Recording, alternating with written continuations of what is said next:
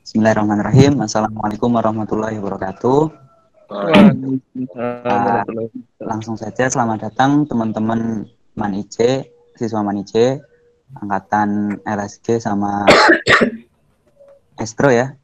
Selamat datang di sharing session terakhir bersama kakak-kakak alumni MAN-IC Pekalongan yang sekarang sedang menempuh pendidikan di STAN ya. Nanti ada 4 orang ya, nanti saya kenalkan. Sebelumnya perkenalkan, nama saya Muhammad Zakaria.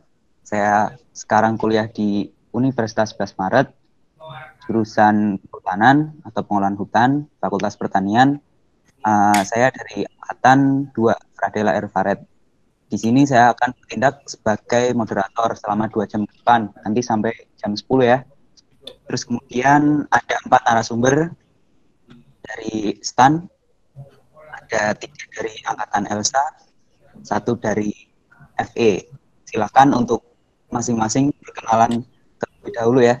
Mungkin dari yang paling tua dulu ya, Mas Adi. Silakan untuk perkenalan dulu. Kemudian Mbak Iklima, Mbak Fatin, kemudian yang paling junior ya, Mas Miftah.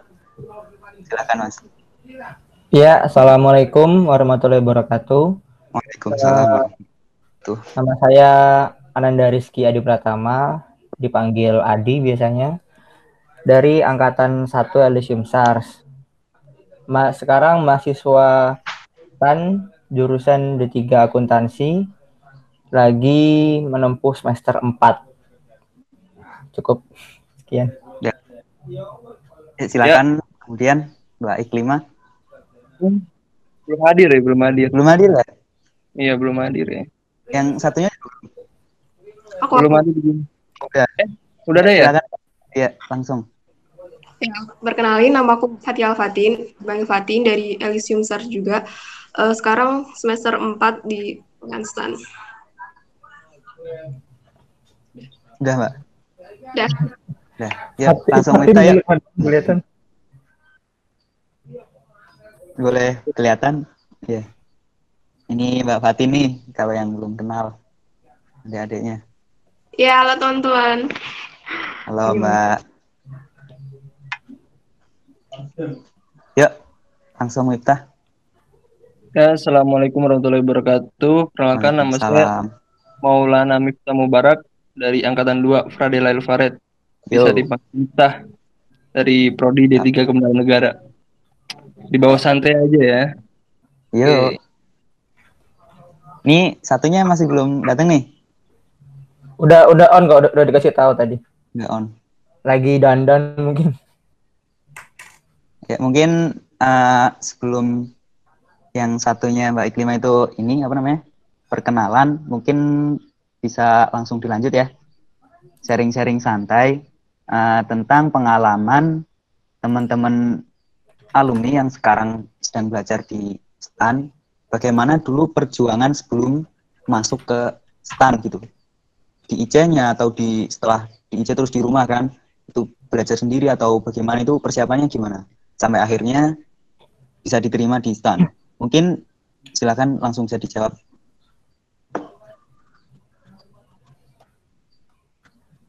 Yang tua dulu. Yang ya silakan. Siapa dulu? Mungkin dimulai dari boleh. Kak Fatin dulu aja, yang lebih niat dia kayaknya. Oh iya. Aku dulu ya. Pengalaman perjuangan. Sebenarnya aku daftar STAN itu kan bukan prioritas kan. Mungkin dari kalian juga ada yang beberapa yang daftar STAN itu cuma kayak sebagai cadangan atau bukan kayak yaudah asal daftar aja, yang penting kedinasan gitu. Terus perjuangannya ya biasa aja sih, kayak belajar SBM biasa aja, kayak nggak ada yang spesial sih. Dulu kan juga pas waktu angkatanku kan nggak ada yang kesehatan gitu. Bukan. Nggak ada TKK, jadi ya biasa aja sih, kita cuma belajar biasa aja kayak SBM. Nggak ada yang menarik. Gimana kalau Adi? Ya nggak jauh beda sih, ya sama ya. Kan dulu waktu angkatanku juga itu kan tahun itu STAN ya, kayak kata Fatin tadi, masih tesnya tuh cuman CBT aja, computer based test. Jadi nggak ada tes kesehatan dan kebugaran. Nah, persiapanku sendiri sih waktu itu kan karena momennya juga setelah SBM tuh lumayan ada waktu ya. Jadi itu masih sempat latihan soal beberapa sih dari buku-buku gitu. Dan sama sebenarnya STAN juga waktu itu nggak ada apa ya, bukan prioritas utama. Karena juga dulu kan awalnya SBMPTN sudah ada pegangan. Waktu itu untungnya itu nggak tabrakan gitu jadwalnya. Jadi nggak terlalu stres mikirinnya, nggak kayak mungkin tahun kemarin apa ya, yang dua pilihan apa sih pengumumannya tuh sama-sama belum keluar gitu loh. Kalau di tahunku dulu waktu tes STAN itu pengumuman SBMPTN udah keluar. Jadi aku agak santai karena udah punya pegangan waktu itu. Nah, alhamdulillahnya sih dapat STAN dan itu karena ngikutin saran orang tua dan beberapa pertimbangan, ya akhirnya bisa sampai sekarang bisa sampai kuliah di STAN.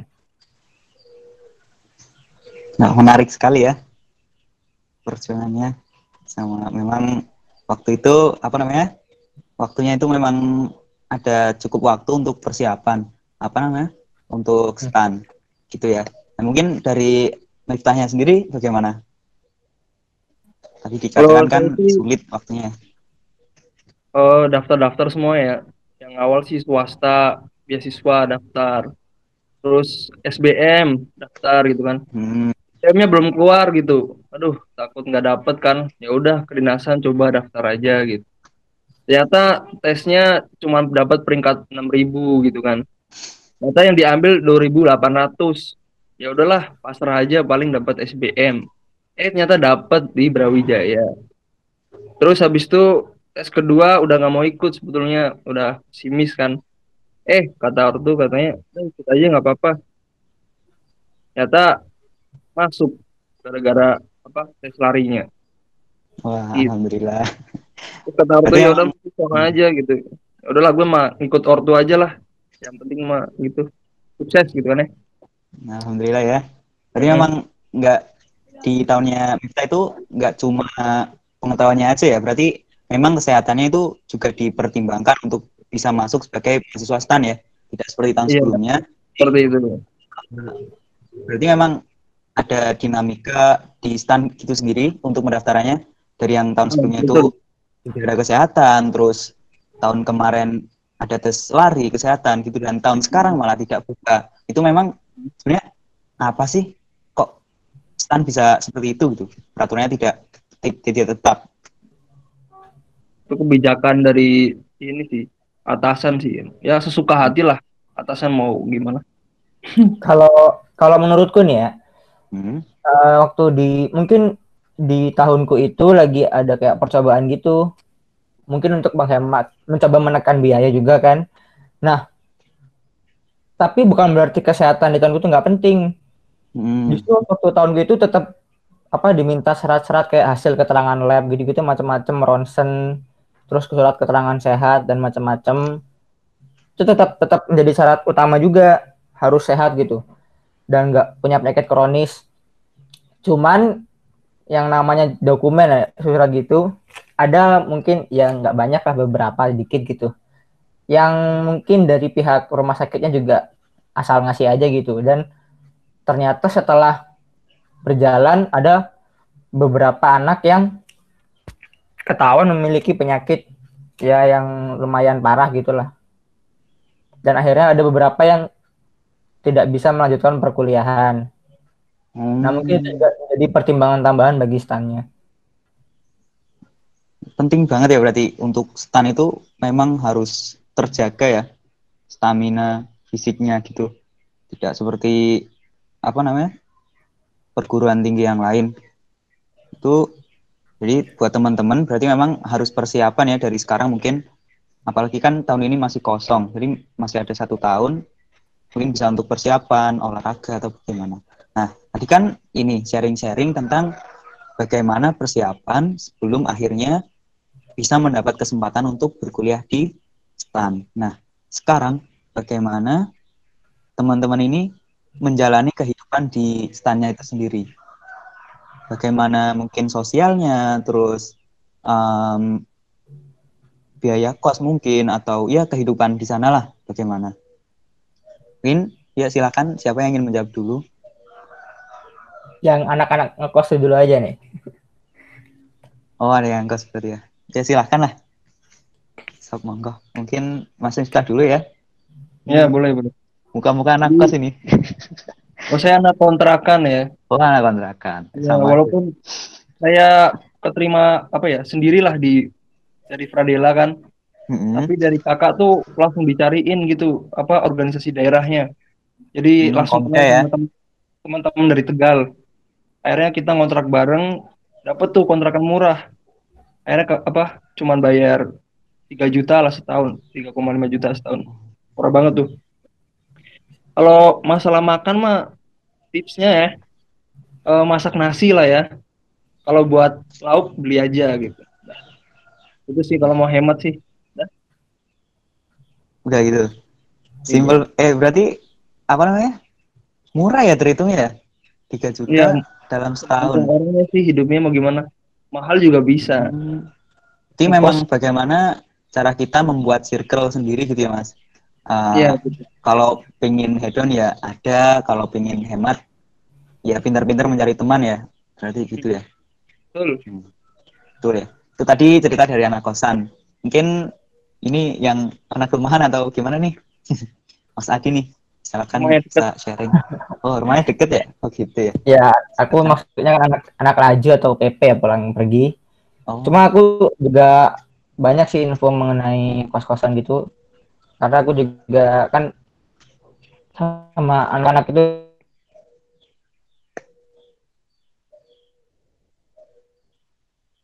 rata Mas itu waktu hilang suara ya Mas Adi. Kayaknya ini ya, sinyalnya lagi buruk ya. Ditunggu sebentar mungkin.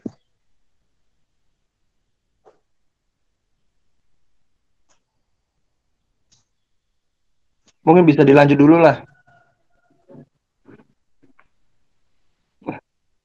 Wow. Ya, mungkin ini sambil nunggu Mas Adinya selesai trouble ini mungkin teman-teman bisa ngajakin yang lain.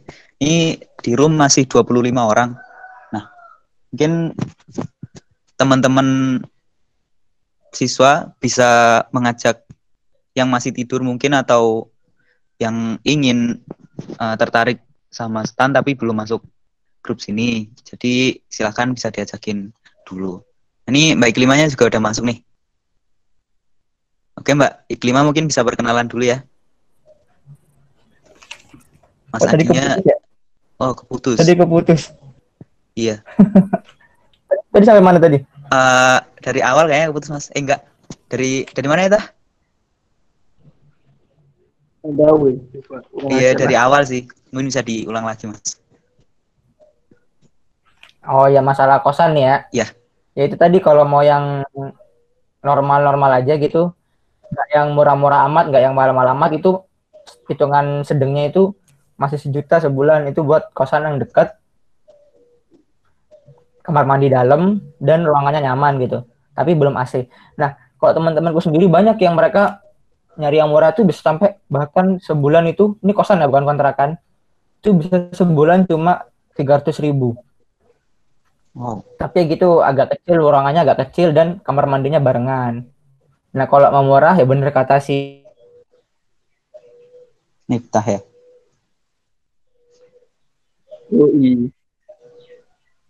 Hilang lagi nih.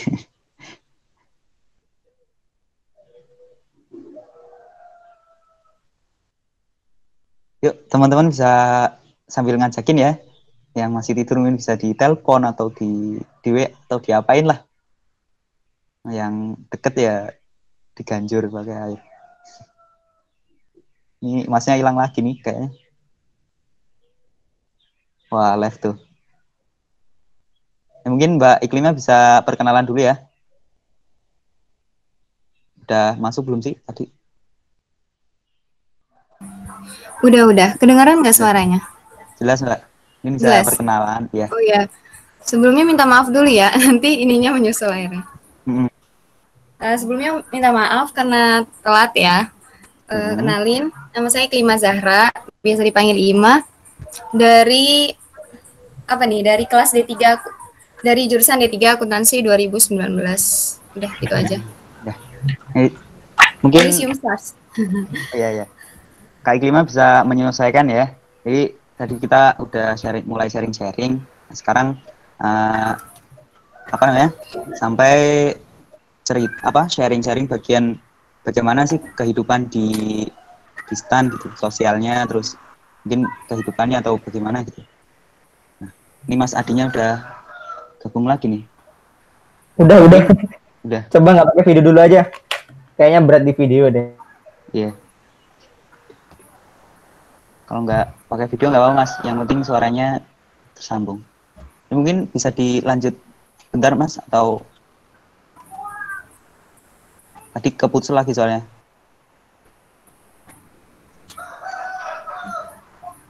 Sampai mana tadi? Pulang pergi kayaknya. Aja. Nanti akan masuk ke grup dimana di sana tuh ada isinya tuh kakak-kakak tingkat kalian. Nah, di sana nanti akan diberi arahan lebih. Bisa juga tanya-tanya masalah kosan, tanya-tanya masalah kegiatan. Nanti di situ kalian bisa dapat info banyak banget. Jadi tenang aja, nggak usah bingung. Yang penting memang punya ini ya. Dari awal kita harus punya relasi sama cutting ya, biar supaya nanti bisa lebih mudah di sananya gitu ya Mas. Sebenarnya sih enggak juga sih ya, karena aku waktu itu mungkin karena waktu itu agak baterainya habis, jadi nggak sempat dapat link. Nah, aku sampai sekarang ini nggak ikut organisasi daerah apapun. Cuman itu jadi ngandelinnya sebatas tanya-tanya ke teman, cari-cari sendiri di internet gitu. Dulu aja aku pertama masuk itu aku masih nggak tahu apa itu ospek di STAN, itu apa aja isinya itu masih nggak tahu. Taunya tuh waktu hari H gitu kan. H-1 itu baru lihat di IG-nya STAN gitu. Tapi bener gampang kok, masalah kayak ada organnya tadi itu bener-bener bantu banget. Jadi tapi tenang aja kan, gak usah nyari-nyari kayak relasi khusus gitu, nggak usah. Nanti bakal tetap dikasih linknya grup lain gitu modelnya. Per daerah. Itu ya Mas.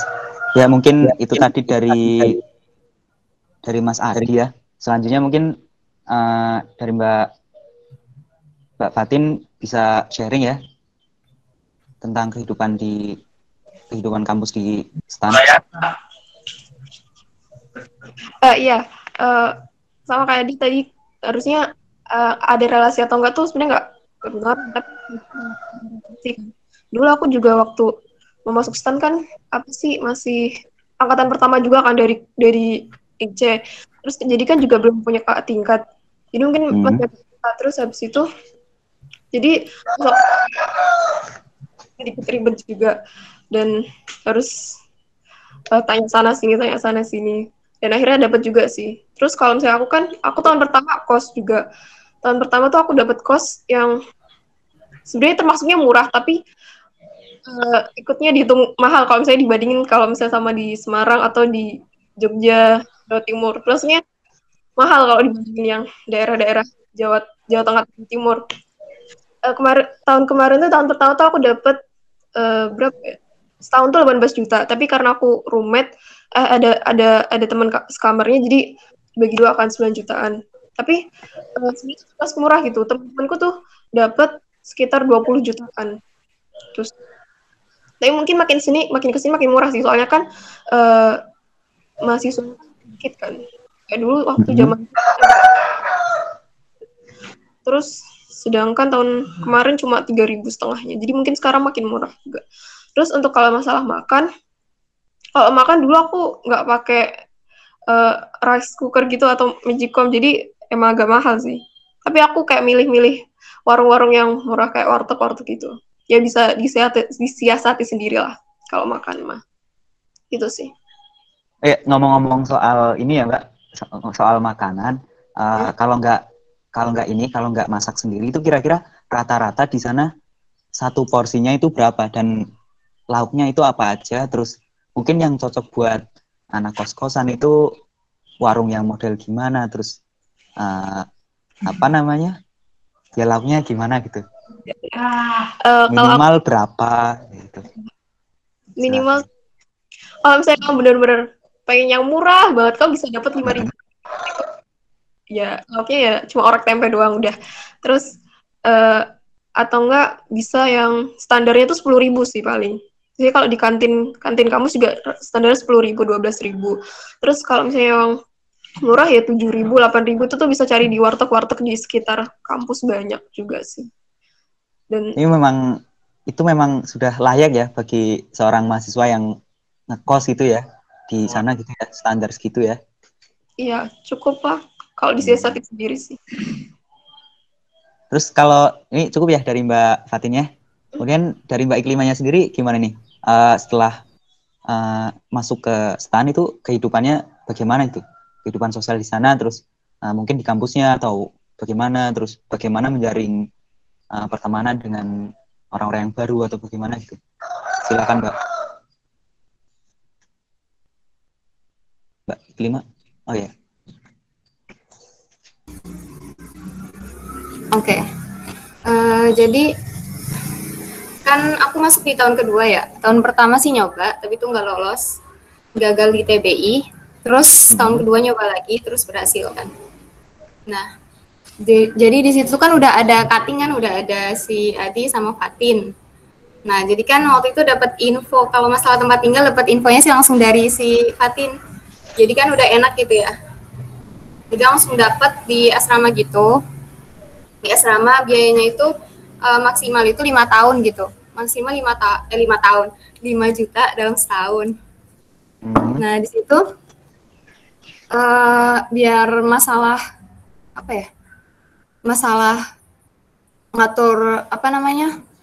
Ngatur uangnya gitu ya. Jadi kan bayar kosnya itu 5 juta setahun. Terus habis itu kita tuh kayak setiap bulan itu kayak nyumbang gitu, nyumbang buat bayar beras dan lain-lain kebutuhan kos, terus nanti tinggal beli lauk aja gitu. Beli lauknya juga bareng-bareng, jadi kayak hemat banget gitu. Sehari itu bisa ngeluarin 6K doang paling kayak gitu. Wow. Ini kerjasama bareng anak-anak asrama tapi nggak bisa sendiri. Memang ya. Ya, terus kalau masalah sosial ketemu orang baru, ya sama kayak ya pada umumnya sih. Seru gitu sih kan kalau misalnya soalnya di STAN itu waktu awal-awal masuk itu kan juga banyak acara-acara yang acara-acara gede gitu kan, jadi itu kayak lebih rame, lebih seru gitu. Jadi kalau yang misalnya kampus lain acara pas awal masuk itu cuman kayak ospek gitu, kalau di STAN tuh nggak cuman itu gitu, ada Facebook News, ada MGTPS, pokoknya banyak banget gitu dan ya seru lah. Orang-orangnya juga seru gitu, enak. Baik, tadi kita udah sharing bagaimana perjuangan teman-teman alumni yang sekarang belajar di STAN itu bagaimana, terus setelah masuk di STAN kehidupannya bagaimana. Nah, sekarang kita masuk ke kampusnya. Bagaimana sih pengenalan dan sistem kampusnya itu sendiri? Itu masuk, lakukan harus apa, belajarnya itu hariannya bagaimana gitu. Mungkin bisa di-sharingkan supaya yang sekarang di kelas 11 dan kelas 12 bisa persiapan gitu, punya gambaran bagaimana nanti kalau aku misalkan masuk ke STAN.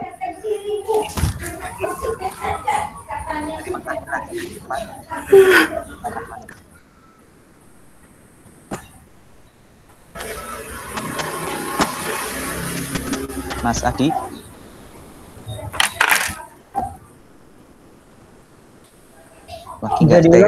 Bisa diulang, nggak jelas suaranya. Ini bagaimana sistem belajar di kampusnya itu, hariannya itu bagaimana, belajarnya gimana, terus waktu pengenalan masuk kampus itu ospeknya itu ngapain aja, terus apa yang dilakukan oleh mahasiswa baru, terus apa yang nggak boleh dan harus dilakukan, dan apa pantangan-pantangan yang harus dihindari begitu Mas. Intinya soal kehidupan kampus gitu di dalamnya. Tadi kan di sosial di luarnya gitu ya. Silakan Mas. Kalau masalah perkuliahan nih ya, jadi tuh di STAN ini nggak jauh beda kayak di IC, nggak jauh beda kayak anak-anak SMA.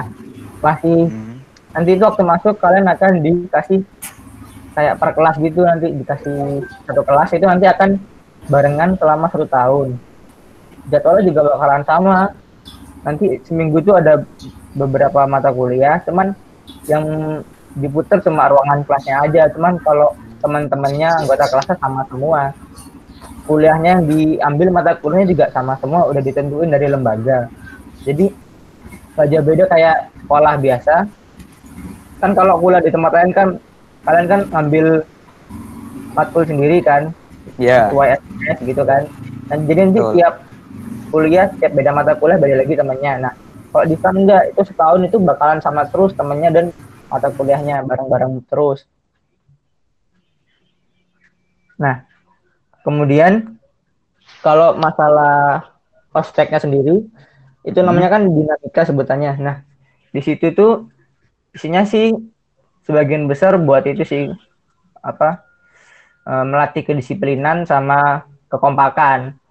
Jadi ya kayak latihan baris berbaris, terus diuji mentalnya, dan kayak dikasih penugasan-penugasan yang banyak buat kayak bikin makalah-makalah gitu. Itu buat latihan aja, buat latihan persiapan masuk kehidupan kampus. Itu kan bakalan sering bikin makalah-makalah gitu.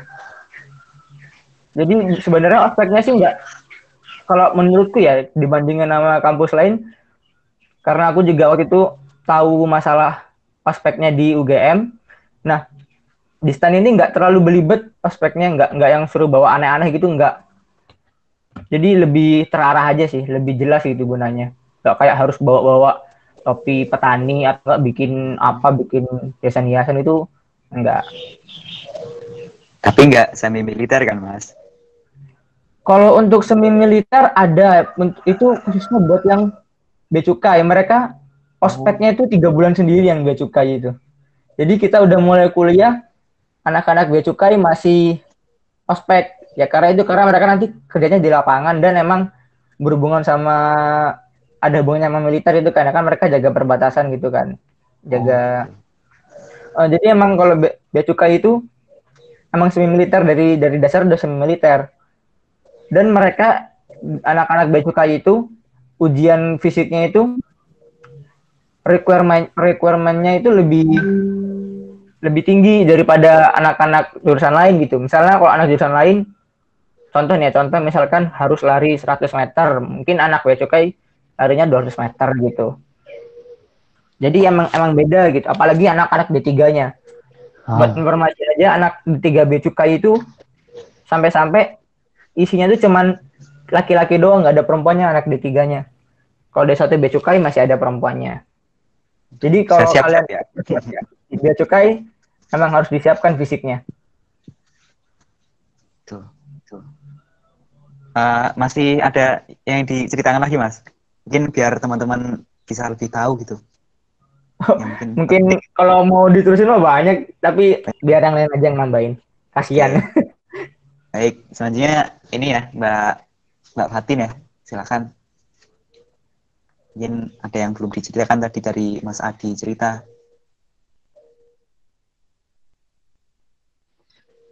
Apa ya? Mungkin ya sama sih tadi kayak Adi bilang, kalau misalnya di STAN tuh kayak lebih teratur gitu. Jadi kita tuh nggak perlu milih matkul, tapi udah langsung ditentuin dari sana kan. Jadi kita nggak bingung gitu. Bener kayak SMA banget. Pas UTS kita juga bener-bener kayak SMA, kayak UTS UAS plus di IC dulu gitu loh, kayak masuk ruangan bareng, ngerjain bareng gitu. Jadi apa sih, vibes UTS UASnya tuh masih kerasa waktu SMA gitu. Enak sih, jadi lebih teratur, kita nggak perlu pusing-pusing ngurusin yang. Kalau saya di universitas lain kan biasanya ini kan take home kan, jadi lebih banyak kan kayak bikin web atau lain kan. Kalau lebih teratur UTS UASnya, jadi enak aja sih. Terus berarti nggak mengenal istilah take home ya di STAN itu? Berarti berangkat ngerjain tugas selesai pulang, berangkat lagi ngerjain tugas selesai pulang kayak gitu? Iya kayak gitu, UTS-nya gitu, kayak biasa kan di C. Jadi cukup menyenangkan. Nah, itu apa namanya? Tadi kan dikatakan matkulnya itu udah dipilihin ya, tinggal kita menjalani. Itu berarti selama program itu berlangsung, misalkan D3 berarti selama 3 tahun memang sudah disediakan matkulnya ini. Berarti kamu harus belajar ini, kayak gitu Mbak. Atau di semester tertentu nanti ada kayak spesifikasi lanjut gitu. Enggak, ya dari lembaganya udah ngasih, di awal tuh udah ngasih kayak kurikulumnya gitu loh. Ntar semester 1 kalian belajar ini, semester 2 kalian belajar ini, semester 3 sampai semester 1 kalian belajar ini gitu.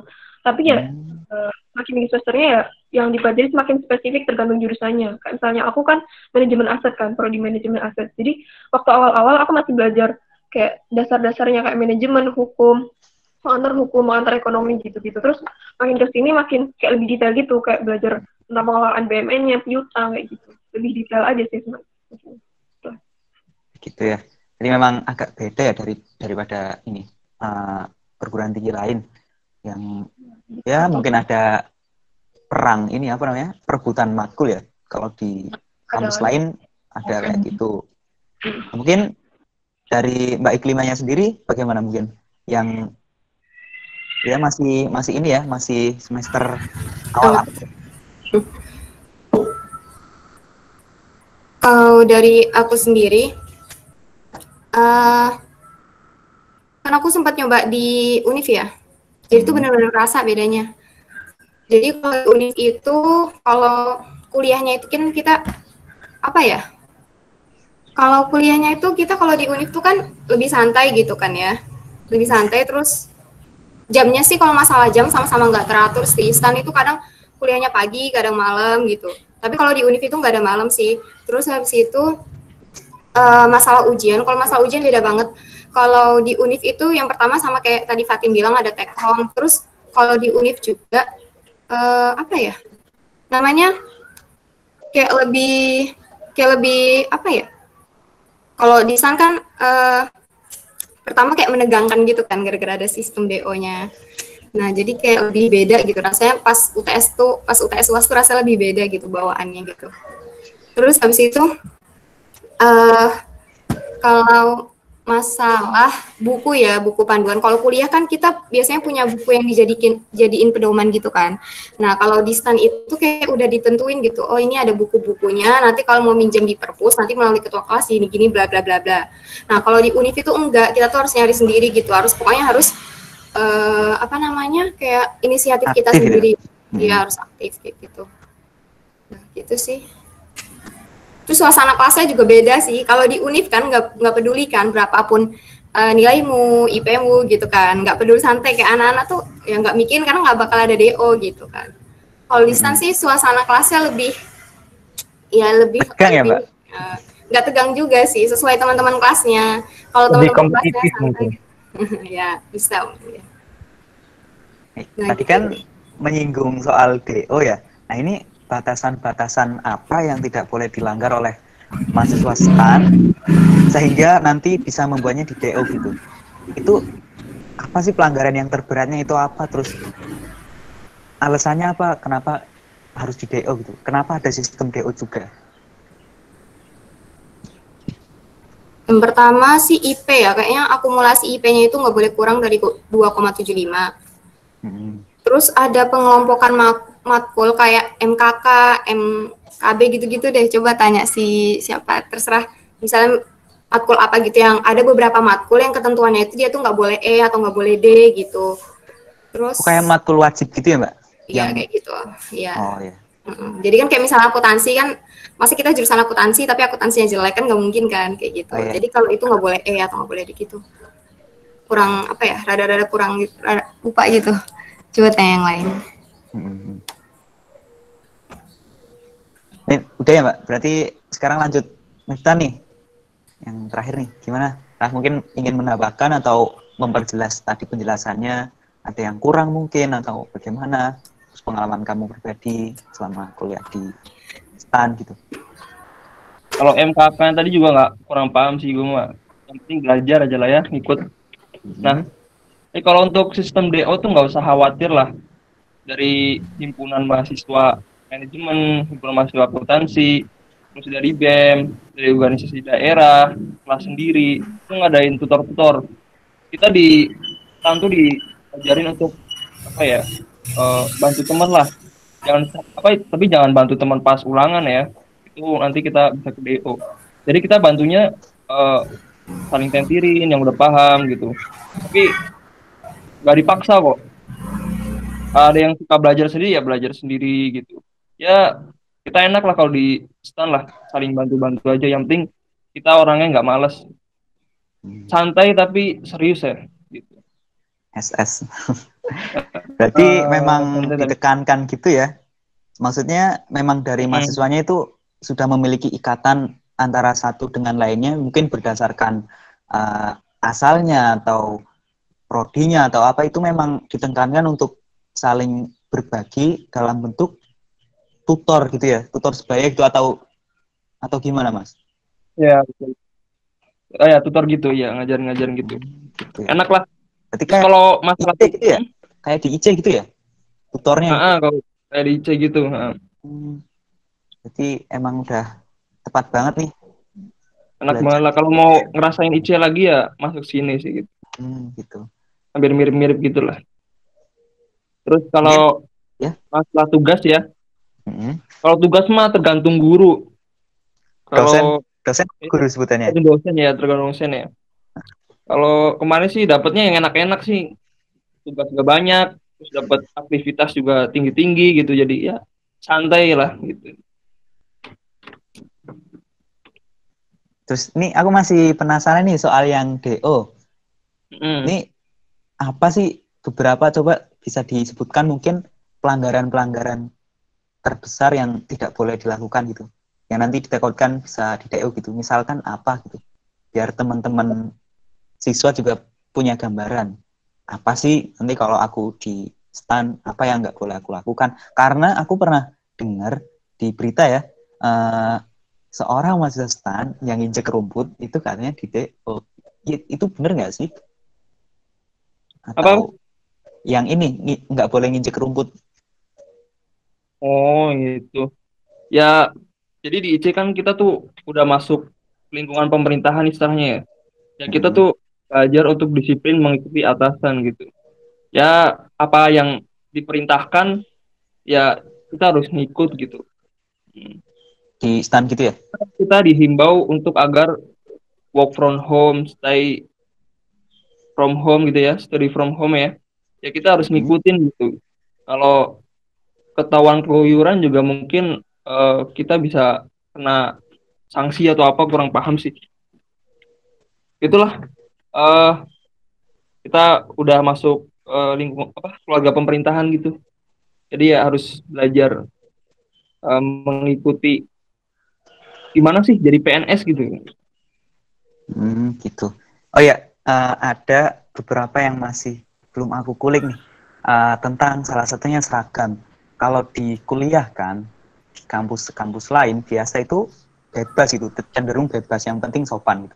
Kalau di stand sendiri gimana Mas? Apakah ada seragam khusus, ataukah ada hari yang bebas kamu bisa pakai baju apa aja gitu? Ada ketentuannya sih. Senin sama Rabu itu nggak salah hitam putih ya. Lupa nih. Iya ya. Rabu tuh atasannya cerah. Mau cerah kuning, mau cerah pink, mau cerah biru. Bawahnya hitam. Terus kalau Kamis tuh batik ya biasanya.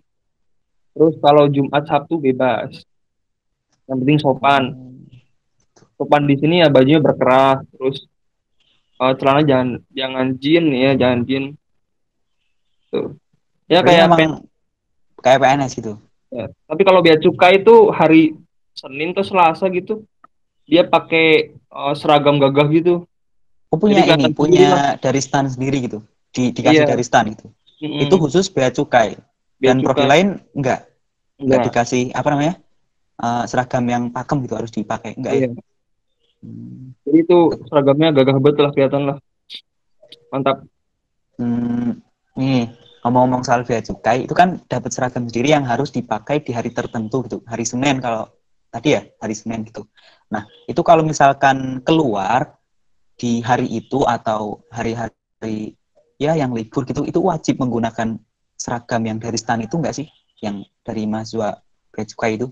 Atau dari prodi lain mungkin ada ketentuan, kamu kalau pergi ke sini, ke luar kampus harus pakai seragam ini gitu. Ada nggak sih? Nggak ada ya? Itu santai ya. Tentu Berarti, santai, nggak kayak kedinasan lain sih. Semi militer juga kayaknya enggak gitu kan ya. Kampus-kampus univ juga kayaknya enggak gitu. Ya, gimana lah, bercampur aduk tapi santai gitu. Oke. Ya. Cukup atau mau mau sharing lagi Mas untuk sesi ini? Ya mungkin bisa tanya Cukup ya? jawab. Masih bentar, masih ada lagi. Oh, masih ada lagi ya. Lanjut. Nanti ulang lagi dari Mas Adi terus lanjut. Selanjutnya itu prospek kerja gini. Prospek kerja ketika aku masuk stan gitu. Apakah itu sudah terjamin atau nanti setelah lulus harus cari peluang kerja lagi atau bagaimana? Mungkin dari Mas Adi bisa menjawabnya. Iya, kalau masalah prospek kerja yang namanya kedinasan jelas ya nanti bakal dikasih penempatan khusus gitu ya, kasih penempatan khusus. Nah, untuk akuntansi ya, karena emang umum jurusannya masalah akuntansi pembukuan, jadi itu lulusan akuntansi itu penempatannya tuh bisa ke berbagai kementerian dan lembaga, nggak cuma ke Kementerian Keuangan. Kan walaupun stan ini di bawah Kementerian Keuangan, bukan berarti kementerian lain, misalnya Kementerian BUMN atau mungkin Kementerian Agama gitu nggak butuh akuntansi, nggak butuh akuntan, tetap butuh karena mereka kan juga harus bikin laporan keuangan ke Menteri Keuangan. Nah jadi untuk akuntansi itu nanti prospeknya itu ada secara garis besar dibagi dua. Nanti yang penempatan di Kementerian Keuangan dan penempatan di non Kementerian Keuangan. Nah, untuk kerjanya sendiri nanti di Kementerian Keuangan itu akan tergantung di mana dia bekerjanya juga. Kayak misalkan di Inspektorat Jenderal, misalkan dia akan jadi auditor mungkin.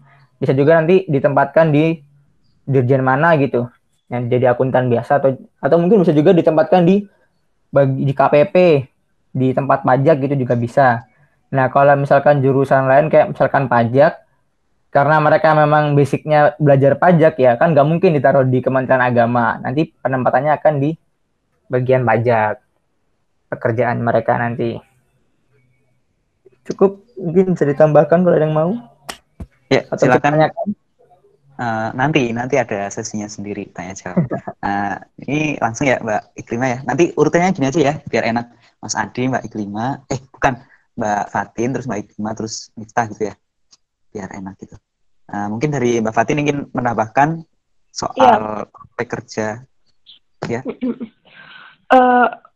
Ya tadi Kak Edi bilang kalau misalnya di stan tuh nggak cuma ntar larinya ke Kemenkyu aja, tapi bisa ke non Kemenkyu. Dulu pas angkatan kan ada waktu daftar dulu tuh ada pilihan Kemenkyu sama non Kemenkyu. Jadi waktu itu aku kebetulan milih non Kemenkyu. Jadi ntar aku mungkin ditempatkannya nanti di non Kemenkyu. Jadi yang bisa milih non Kemenkyu tuh yang bisa ditempatkan di non Kemenkyu tuh jurusan akuntansi sama jurusan manajemen keuangan. Kalau yang pajak bea cukai itu nggak bisa. Yang bisa tuh antara jurusanku sama jurusan si Adi. Nah, terus apa sih, pas aku tuh kemarin tuh pernah datang ke seminar, alumni STAN tuh bisa ditempatkan di BUMN gitu, kayak contohnya kayak Bang. Dulu tuh ada alumni STAN tuh yang ditempatkan di BRI kalau nggak salah. Jadi luas sih, kayak nggak cuma di lingkup Kementerian Keuangan aja, tapi bisa ke instansi-instansi yang lain. Terus apa lagi? Ini Mbak, mungkin apa namanya? Soal penempatan itu apakah nanti sesuai dengan nilai yang diperoleh di ujian akhir? Istilahnya apa sih? Ujian akhir atau itu? Apa itu nanti di akhirnya itu? dulu sih rumor-rumornya katanya penempatan tuh tergantung IPK, tapi ada juga rumor yang bilang iya nggak tergantung juga sih, apa sih, sesuai keberuntungan kalian aja. Soalnya kating-kating juga ada yang pinter, ada yang aktif juga di BEM, bukan di yang kayak inspektorat jenderal gitu-gitu. Sebenarnya tergantung keberuntungan juga, tergantung dari pusatnya nggak sih kita, bukan nggak mesti IPK atau keaktifan di PKN. Gitu ya Mbak. Kalau dari Mbak Iklimanya sendiri gimana soal prospek kerja? Udah banyak ya dijelasin sama Adi sama Fatin. Iya tadi. Jadi apa ya? Ya mungkin ya emang kayak gitu ya. Jadi tergantung lembaga lah, terserah mau nempatin di mana kayak gitu. Udah gitu aja. Udah lengkap kok mereka sampein itu udah. Udah gitu Mbak. Udah langsung Miftah ya. Gimana Tah? Ya kalau dibingung-bingung nanti gue juga udah lengkap sih tadi penjelasannya, cuman kalau mau tahu lebih lanjut nanti di stand-nya sendiri tuh udah ada seminarnya sendiri loh tentang mau penempatan gimana tuh. Kita di Kementerian Perindustrian gimana sih kerjanya, nanti ada di perhubungan gimana sih gitu. Yang penempatan di situ alumni lah dipanggil gitu. Itu memang pasti ya, maksudnya pasti kalau sudah lulus dari itu memang ditempatkan gitu ya. Maksudnya nggak ada istilah alumni STAN itu istilahnya nganggur gitu. Nggak ada ya? Nggak sih. Berarti memang kalau sudah lulus, ya udah berarti kamu itu sudah apa namanya? Ya sudah memenuhi standar. Terus nanti tinggal menunggu kamu ditempatinnya di mana gitu. Kayak gitu ya Mas? Ya betul. Betul. Oke. Yang penting lulus. Berarti ini selesai ya. Nah. Mau ngasih tambahan dikit dong? Oh iya, nggak apa-apa. Silakan Mas. Masalah tadi penempatan dan prospek kerja ya. Kalau prospek kerja sendiri, ya kalau yang jadi bagi orang awam, yang mungkin bisa jadi pertimbangan utama kalau mau masuk ke STAN itu tadi kestabilannya itu. Karena kan udah pasti dapat kerja. Sedangkan kalau umum mungkin masih agak susah nyari pekerjaan. Nah, buat contohnya aja kayak sekarang nih lagi di masa-masa pandemi, kan banyak badan-badan swasta gitu yang merumahkan pekerjaannya. Nah, kalau PNS nggak ada kayak gitu.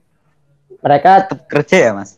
Tetap kerja mungkin dari rumah, dan mungkin ya ada beberapa lembaga yang mengadakan pemotongan gaji atau gimana, tapi sebagian besar sih masih terjamin penghasilannya, enggak, dan pekerjaannya juga masih terjamin. Ya ada pengurangan pekerja. Apalagi kalau misalnya lulusan kedinasan gitu ya, yang udah bertahun-tahun dibina, mengeluarkan banyak biaya, tiba-tiba dipecat gitu, ya yang rugi tetap pemerintah nanti ujung-ujungnya. Jadi masalah keamanan itu sendiri. Kemudian kalau masalah tadi yang dibahas Fatin mengenai apa yang menentukan penempatan mahasiswa setelah lulus, kalau dibuat simpelnya gini aja sih, nilai emang pengaruh ya. Kalau menurutku mungkin ada pengaruhnya juga nilai, karena kan nggak bisa STAN semena-mena gitu, nggak menganggap usaha dari mahasiswa gitu. Misalkan ini anak udah dapat nilai bagus, nggak apa taruh sini aja terserah gitu, nggak dilihat nilainya, tetap dilihat. Nah, cuman kalau dibuat contoh lagi, misalkan nih yang nilainya bagus-bagus diturutin, mereka misalnya pengen penempatan di dekat kampung mereka, misalkan di Jawa kan sebagian besar mahasiswa STAN itu kalau nggak di Jawa dari Sumatera asal daerahnya. Nah, kan kasihan yang di daerah-daerah pinggiran nggak dapat sumber daya manusia yang bagus. Nah, jadi STAN nanti juga bakal mengevaluasi kayak misalkan mereka gitu nggak dari nilai juga, dilihat juga keaktifan mereka di kampus, kemampuan mereka dalam bersosialisasi dengan masyarakat, kira-kira mumpuni nggak, kemudian dilihat juga kalau kira-kira mereka mentalnya kuat gak kalau di daerah gitu. Jadi banyak pertimbangan yang mesti dipikirkan ketika menempatkan seseorang, karena kan itu kan berjangka panjang juga kan, dan juga untuk kemajuan negara juga kan. Jadi nggak asal cuma lihat nilai atau mungkin untung-untungan, juga banyak faktor-faktor yang kita mahasiswa sendiri masih gelap gitu, nggak tahu juga, tergantung atasan semuanya itu. Jadi itu tadi sih tambahan sedikit aja. Oke. Selanjutnya nih, bagaimana sih tips-tips bagi teman-teman yang mau daftar ke STAN? Gimana sih persiapan-persiapan yang harus dilakukan atau mesti dilakukan gitu? Apakah belajar yang rajin cukup ataukah dengan menyeimbangkan dengan kesehatannya, pola makan dan lain-lain gitu? Silakan mungkin bisa langsung dijawab dari Mas Adi langsung ya. Nyambung ya ini. Iya. Silakan Mas. Kalau pengalamanku ya, aku sih persiapan belajar STAN itu nggak terlalu serius. Karena mungkin dulu kan banyak waktu kosong juga antara lulus UN dan sampai ke tes STAN-nya itu. Jadi aku waktu itu merasa udah mumpuni lah. Udah belajar buat SBMPTN, belajar di IC juga. Apalagi kan banyak di IC guru-guru hebat-hebat kayak Pak Hayat, Pak Aziz dulu. Terus Umi Elis, Umi Iva gitu. Banyak lah guru-guru hebat. Nah, kemudian juga tes STAN sendiri kan nggak fokus ke matkul-matkul kayak fisika itu kan nggak. Mereka lebih ke kemampuan berpikir aja dan kemampuan bersosialisasi kayak bahasa Inggris dan bahasa Indonesia gitu kan. Benar pengetahuan umum kayak warganegaraan. Jadi itu nggak spesifik gitu tesnya, nggak harus belajar ini materinya ini materinya. Enggak. Jadi emang bener-bener mengukur kemampuan seseorang itu secara umum gitu. Layak nggak untuk masuk STAN gitu. Jadi nggak harus muluk-muluk belajar banyak gitu. Nah makanya waktu itu aku nekeninnya itu justru kelatihan soal, biar terbiasa ngerjain soal-soalnya, biar bisa cepat, biar bisa dapat soal banyak yang dikerjain. Ya gitu aja sih persiapannya, latihan soal. Oh iya juga, yang paling penting itu tetap jangan sampai lupa doa dan ibadah. Itu bener-bener bantu banget. Nah, aku tuh banyak banget dulu itu waktu, masih ingat banget, apalagi waktu tes kewarganegaraan itu tiba-tiba kayak otak itu lancar banget gitu. Bahkan sampai fakta-fakta yang diajarin waktu SD itu ingat lagi gitu, kayak waktu kelas 2 SD gitu. Oh ini dulu pernah dikasih tahu nih, kalau rapat MPR itu minimal berapa anggota DPR-nya, minimal berapa anggota DPD-nya, itu bisa ingat tiba-tiba. Padahal nggak belajar itu, tiba-tiba ingat aja gitu. Nah itu bantuan dari Allah kayak gitu tuh. Jadi jangan diremehin, penting banget itu. Ya mungkin lanjut ya dari Mbak Fatin ingin menambahkan. Ya, aku sama kayak sih, belajarnya ya belajar biasa aja, tapi mungkin lebih dirutinkan lagi ya belajarnya, kayak misalnya sehari ngerjain minimal berapa soal gitu. Jadi nggak seminggu belajar seminggu nggak gitu. Jadi rutin aja sih belajarnya. Terus kalau aku tuh dulu lebih fokus ke satu buku aja, tapi benar-benar aku habiskan, benar-benar aku kerjain soalnya terus sama yang aku benar-benar aku fokusin ke satu buku gitu, tapi benar-benar selesai. Terus sama cari soal juga di internet. Kalau misalnya di buku misalnya aku kurang paham, nanti aku baru cari di internet. Tapi aku sih lebih fokus ke buku sih, lebih enak ke buku juga kan. Terus bener kata Adi tadi, doa tuh bener-bener ngaruh banget. Kayak mungkin 30% tuh jadi belajar dan 70% tuh dari doa dari Allah gitu. Soalnya aku juga rasa banget sih, kayak padahal aku tuh belajarnya kayak ya gini doang, tapi kalau doa tuh sangat-sangat manjur. Mungkin itu. Ya, udah. Oke, selanjutnya dari Pak Iklima sendiri mungkin yang sudah merasakan kuliah di PT perguruan tinggi biasa sama sekarang di STAN ya, persiapannya tuh pasti beda ya mungkin ya. Itu gimana Mbak? Mungkin dijelaskan perbedaannya juga. Iya. Jadi waktu tahun pertama ya, kalau tahun pertama sih aku cuman kayak, aku pengen masuk STAN, tapi kayak belajarnya itu emang kayak gimana ya, niat gak niat gitu. Kayak waktu pas tes juga kan aku ngerjain bahasa Inggrisnya itu nggak mikir, jadi asal-asalan jawab gitu. Murni asal-asalan jawab semua gitu. Karena kan aku waktu di SMA tuh males banget gitu ya, apalagi pas pelajaran bahasa Inggris terus ketemu Pak Hamim gitu kan, rasanya tuh males banget. Jadi itu kok pas lihat bahasa Inggris tuh nggak mood gitu bawaannya. Jadi waktu itu bener-bener asal-asalan, bener-bener nggak mikir gitu pas ngerjain.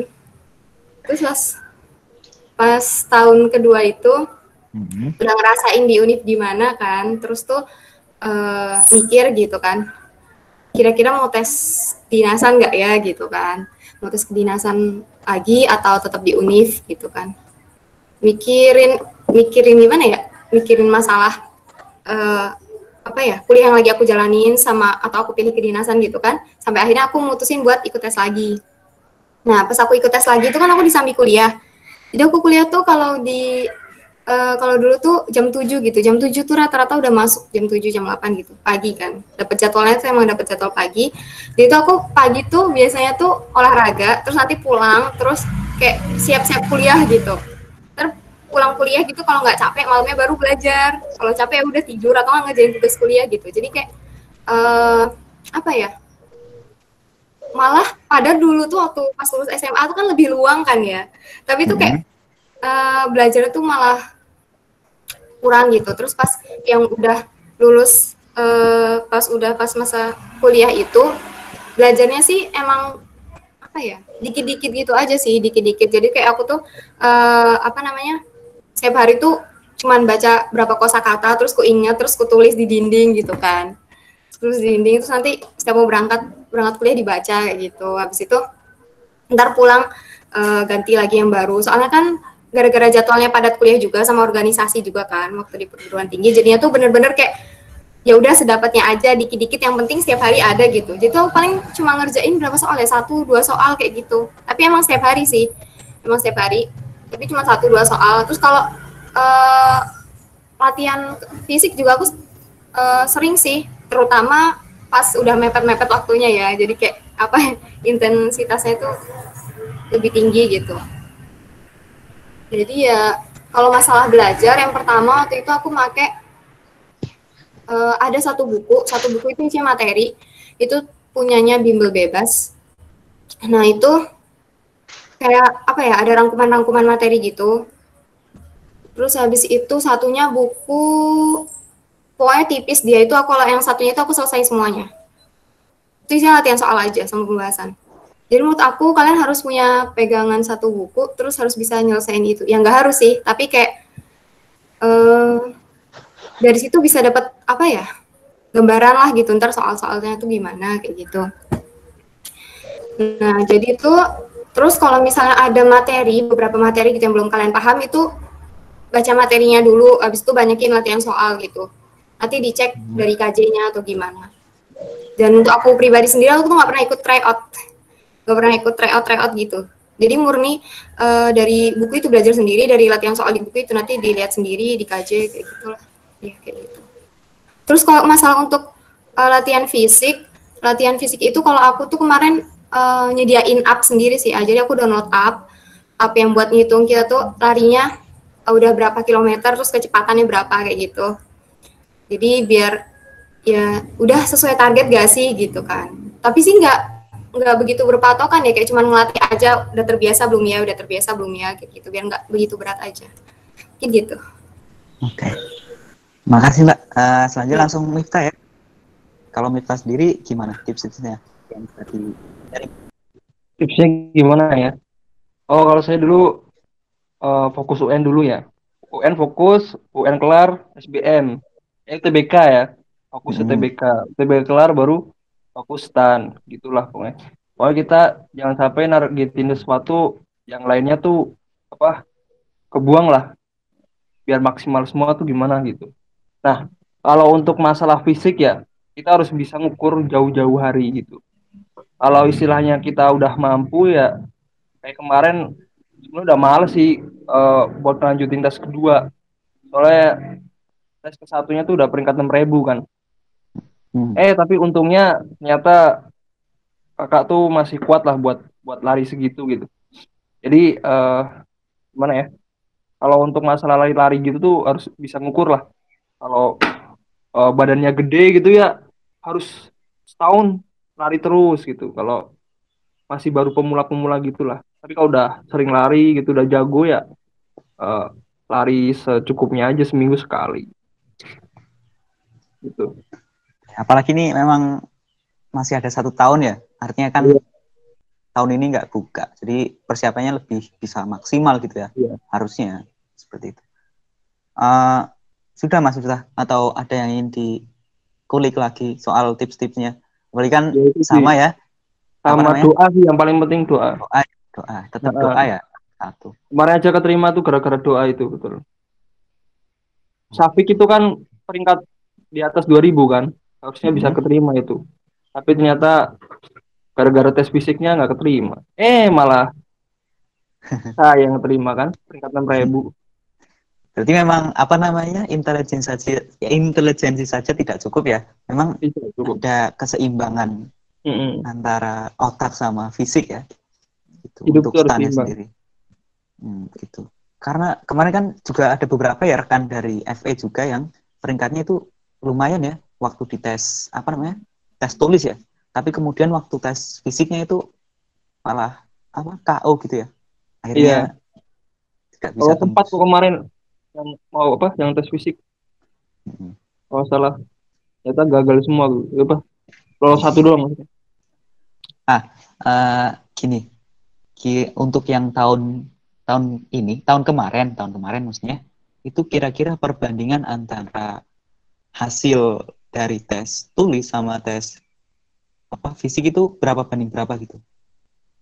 Aduh, kurang tahu ya. Tapi memang harus imbang ya? Atau bagaimana? Kurang atau dirahasiakan juga? Iya, kurang tahu itu, kurang paham. Tiba-tiba keterima aja gitu. Nah, yang penting maksimal ya, ditulisnya maksimal, harus belajar, terus fisiknya yang penting juga. Tulisnya lulus ini loh, lulus apa namanya? Lulus passing grade. Ya nggak usah tinggi-tinggi gitu. Doa sih yang penting, doa. Doa ya. Jadi dapat saya ini ambil tadi dari Mas Adi, doa itu penting banget. Doa sangat penting. Kalau dari Mbak Iklima itu belajar dikit-dikit tapi konsisten. Itu teman-teman bisa catat ya mungkin ya.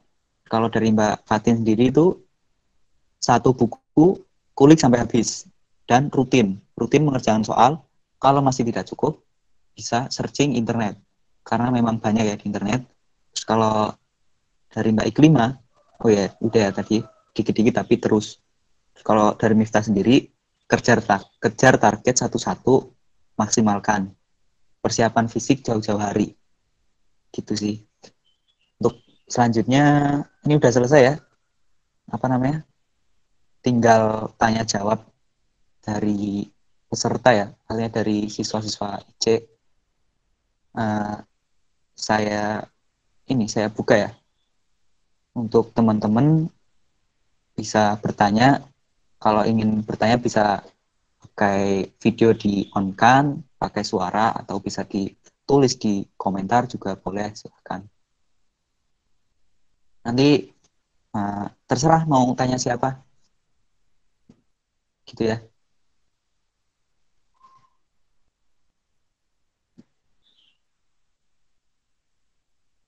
Nah, ini.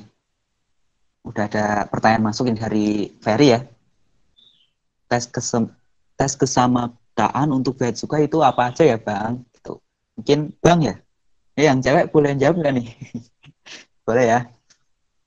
Mungkin silakan siapa dulu yang ingin menjawab? Tes kesamaptaan apa tuh? Aku juga nggak tahu. Itu bukan tes kesamaptaan ya, paling fisik sih sama kesehatan.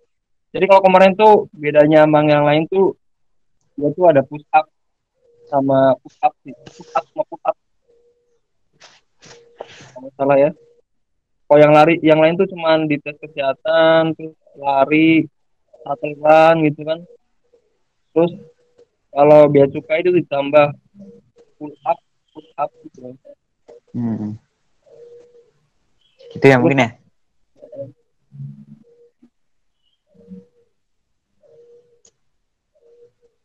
Oh, oke. Iya, oke Mi. Nah.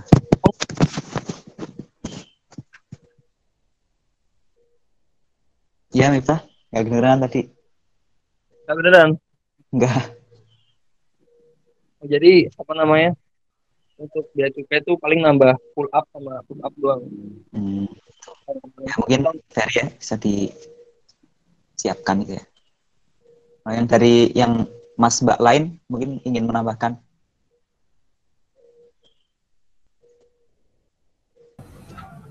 Cukup sih, mungkin bisa lanjut aja ke pertanyaan berikutnya biar durasinya cukup. Ya. Oh iya, bentar. Dari kami juga nggak ada yang bea cukai jurusannya. Oh iya, mungkin dari atas nanti bisa jadi masuk bea cukai ini, boleh. Ini ada masukan ya dari Umi Naba. Kak, mungkin bisa dijelaskan jurusan apa aja yang ada di stand dan gambarannya buat adik-adik biar lebih paham. Kan dari tadi kan lebih ke jurusan pribadi gitu ya, pengalaman pribadi. Nah, mungkin bisa dijelaskan ada apa aja sih jurusan yang ada di stand tuh. Terus gambarannya, terus prospeknya gimana gitu. Mungkin silakan. Siapa yang ingin menjawab? Apa nih? Bebas ya ini ya. Saya, Pak. Ya, jawab ya silakan. langsung ya. Ya. Ya, kalau gambaran umumnya ya, pertama tuh jurusan akuntansi. Akuntansi itu suka ngitung-ngitung dan teliti. Kalau kayak saya tuh jurusan manajemen keuangan tuh lebih banyak hafalan. Ya, santai lah. Terus kalau bea cukai itu santai, cuman fisiknya harus agak kuat dikit lah. Kuat lari-lari aja sih. Terus pajak ada hitung-hitungannya, ada hafalannya juga sih. Gitu. Itu sih gambarannya gitu. Kalau pajak tuh yang ngurusin pajak, kalau kebenarannya jadi bendahara kelas aja sih. Akuntansi nyatet-nyatet laporan gitulah ya. Bea cukai ya pegang senjata gitu kan, jaga-jaga gitu. Ngecek-ngecek gitu. Gambarannya gitu. Si nambahin dong. Gitu nggak sih? Iya, sumpah Miftah. Ini ada yang kurang lagi, ini silakan. Dari sini nambahin ya. Jadi secara umum jurusan di PKN STAN itu ada 4. Oke, jadi kalau misalnya bedanya di UNIF sama di PKN STAN itu, kalau jurusan, kalau di UNIF jurusan sama program studi itu kan sama. Tapi kalau di PKN STAN itu beda. Jadi jurusan tuh lebih tinggi daripada program studi. Kayak gitulah kurang lebih. Nah, jadi tuh kalau jurusan secara umum ada 4. Ada akuntansi. Nah, itu program studinya ada 2, D3 akuntansi sama D4 akuntansi. Terus habis itu kalau yang kedua itu manajemen keuangan. Itu program studinya itu ada 2. Ada berapa ya? 3. Ada D1 kebendaraan negara, D3 kebendaraan negara, sama D3 manajemen aset. Habis itu jurusan bea cukai. Itu program studinya ada 2, D1 bea cukai sama D3 bea cukai. Nah, terus kalau yang terakhir itu apa ya? Pajak. Ya, pajak. Yang terakhir itu pajak. Jurusan pajak itu program studinya ada D1 pajak sama D1 pajak, D3 pajak sama D3 PBB. Nah, kayak gitu. Ada yang mau nambahin? Itu kalau D4 akuntansi buat tugas belajar. Gimana tuh, Kak? Nah, jadi untuk D4 akuntansi itu bukan waktu itu pernah dicoba tahun 2017. Jadi pada tahun 2017 itu mahasiswa baru tuh bisa langsung milih prodi D4 akuntansi. Nah, cuman kalau sekarang dan biasanya dari tahun-tahun sebelumnya itu prodi D4 itu buat lulusan STAN yang sudah bekerja minimal 2,5 tahun. Jadi kalau udah bekerja 2,5 tahun itu bisa daftar lagi, ikut tes lagi untuk nanti minta surat tugas belajar ke instansinya untuk mengikuti perkuliahan D4. Gitu. Jadi nanti kalian habis lulus STAN kan kerja tuh. Kalau mau ngelanjutin pendidikan di STAN lagi bisa, nanti ikut tes di STAN, kalau keterima nanti minta surat tugas belajar ke instansi, kalian nanti akan kuliah lagi dan enaknya tetap digaji seperti biasa kayak kalian bekerja biasa karena ada surat tugas belajar. Nah, tapi itu sulit biasanya karena emang kuotanya kecil. Jadi biasanya orang-orang yang udah lulus STAN itu mereka untuk melanjutkan pendidikannya kuliah di universitas lain, kayak misalkan ekstensi di UI atau mungkin nyari beasiswa di univ lain gitu. Bisa juga keluar negeri nanti minta surat buat tugas belajar juga keluar negeri ya.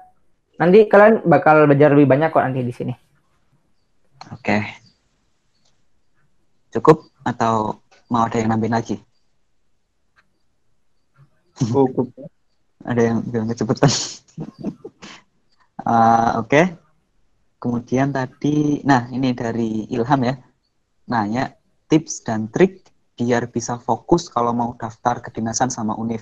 Ini kasusnya sama kayak Mbak Iklima sama Miftah ya, Terus kalau dapat duanya, mana yang diprioritaskan? Gitu.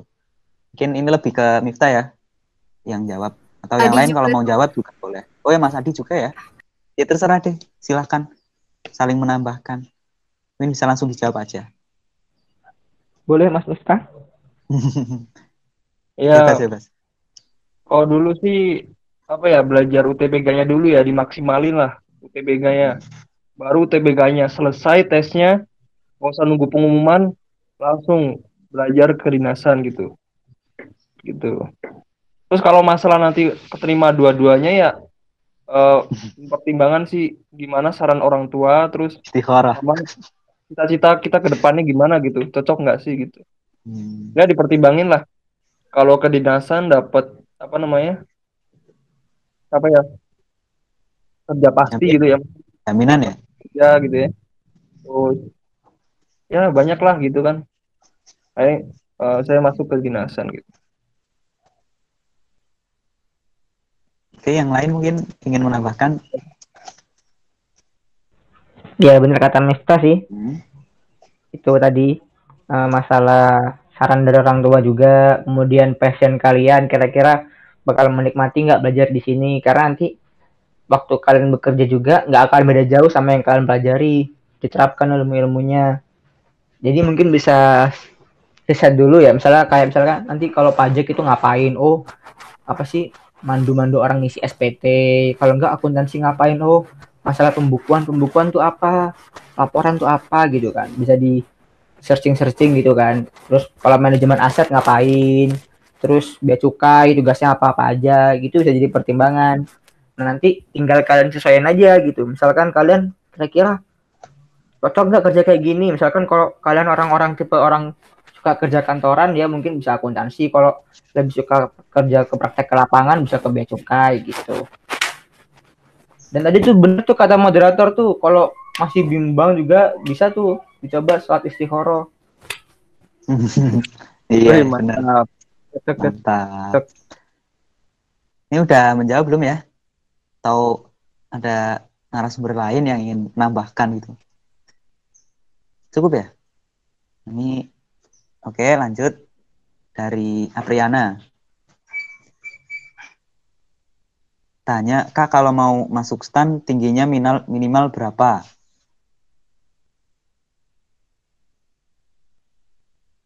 Kalau untuk selain bea cukai ada nggak sih ya?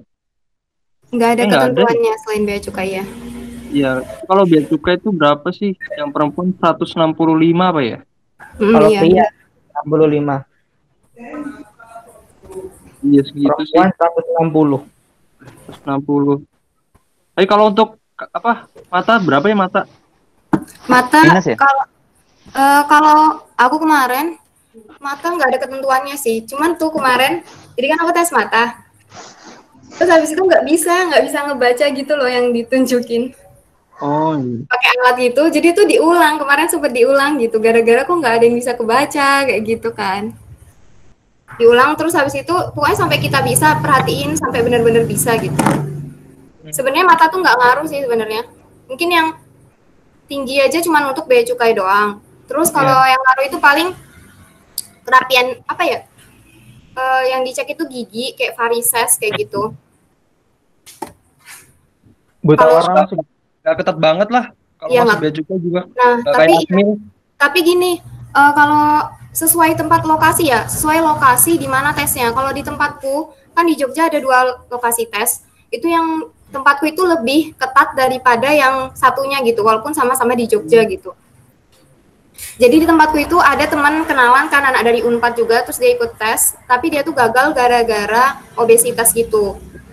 Obesitas, tapi ada yang di Medan itu katanya beratnya segitu, tapi tuh nggak termasuk obesitas kayak gitu. Jadi kayak keberuntungan juga sih.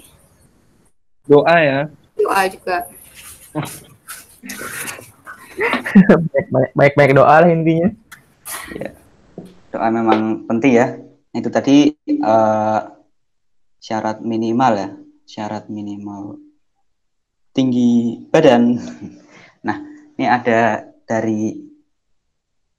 yang nanya lagi nih, Mas Akil, kalau habis lulus dari STAN terus mau kuliah S1 gimana prosedurnya ya? Oke, setelah lulus STAN dia pengen S1 gitu. Ada prosedurnya enggak gitu? Ya kayak prosedur mau ngelanjutin kuliah biasa aja, kayak misalkan udah lulus nih, terus kan mau kuliah biasanya nih kalau orang-orang yang penempatan di pusat di Jakarta itu kalau mau lanjut S1 ekstensinya ke UI ya gitu, nanti ya ngajuin apa sih, ngasih tahu masalah apa sih, ngasih tahu transkrip nilai, terus keterangan lulus dari STAN gitu kan, nanti tinggal ngelanjutin. Tapi kalau di luar kan itu kan maksudnya kan kita kuliah sendiri ya, jadi walaupun kalian kuliah tetap wajib kerja juga. Ya kalau pengalaman sepupuku itu anak bea cukai udah kan angkatan 2014, dia kan ekstensi di UI ya gitu, pagi sampai sore kerja, malamnya kuliah di UI. Ya capek sih emang katanya, tapi ya buat ngejar ilmu tuh kayak gitu tuh. Juang lah. Oke. Gitu ya, jadi prosedurnya gitu. Terus ada pertanyaan lagi dari Nala Karima. Oh, gitu. Jadi nggak berani nanya sendiri ya nih, malu gitu. Ada kabar katanya STAN bakal tutup pendaftaran selama tahun. Benar nggak sih Kak? Benar nggak nih? Siapa yang mau jawab? Kalau itu ya, itu tuh masih nggak ada yang bilang ngasih kepastian sih. Cuman tuh rumor-rumor kayak gitu tuh mungkin keluarnya dari kemarin ada sempat pengumuman tuh kan, ditunda, dihentikan sampai waktu yang tidak ditentukan. Ya mungkin dari situ banyak orang yang mulai berspekulasi. Kalau dari istana sendiri kan belum ada apa namanya, secara resmi mengumumkan 4 tahun tutup. Tapi kalau kataku sih ya, kalau menurutku sih nggak mungkin. Kecil kemungkinannya sampai selama itu. Oke. Katanya sama sumber daya ya? Jadi dengar-dengar rumor sih ya, yang 4 tahun ini itu tuh katanya yang nyebut itu dari kayak apa ya? Kemarin dengar juga dari Eta kan bapaknya itu ya, Omnistan. Jadi katanya emang bakal tutup 4 tahun. Itu gara-gara alasannya itu kalau nggak salah hemat biaya sih. Pokoknya ada kayak gitu. Sorry. Nah, jadi tapi untuk masalah benar apa enggaknya gitu ya, kita tunggu aja pengumuman dari STAN-nya yang resmi gitu, karena yang bisa memutuskan apa ya, yang benar-benar gitu ya dari STAN-nya sendiri atau nggak dari BPPK Kemenkyu gitu.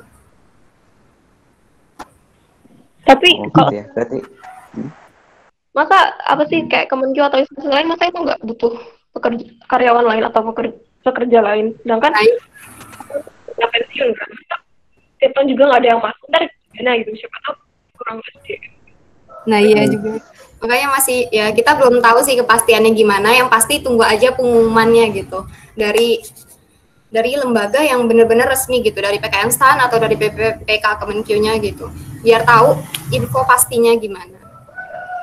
Oke, berarti memang ini ya harus nunggu dulu, jangan apa ya istilah, jangan percaya spekulasi yang kayak gitu ya, karena belum resmi gitu. Terus ini selanjutnya iya kebijakan bisa berubah.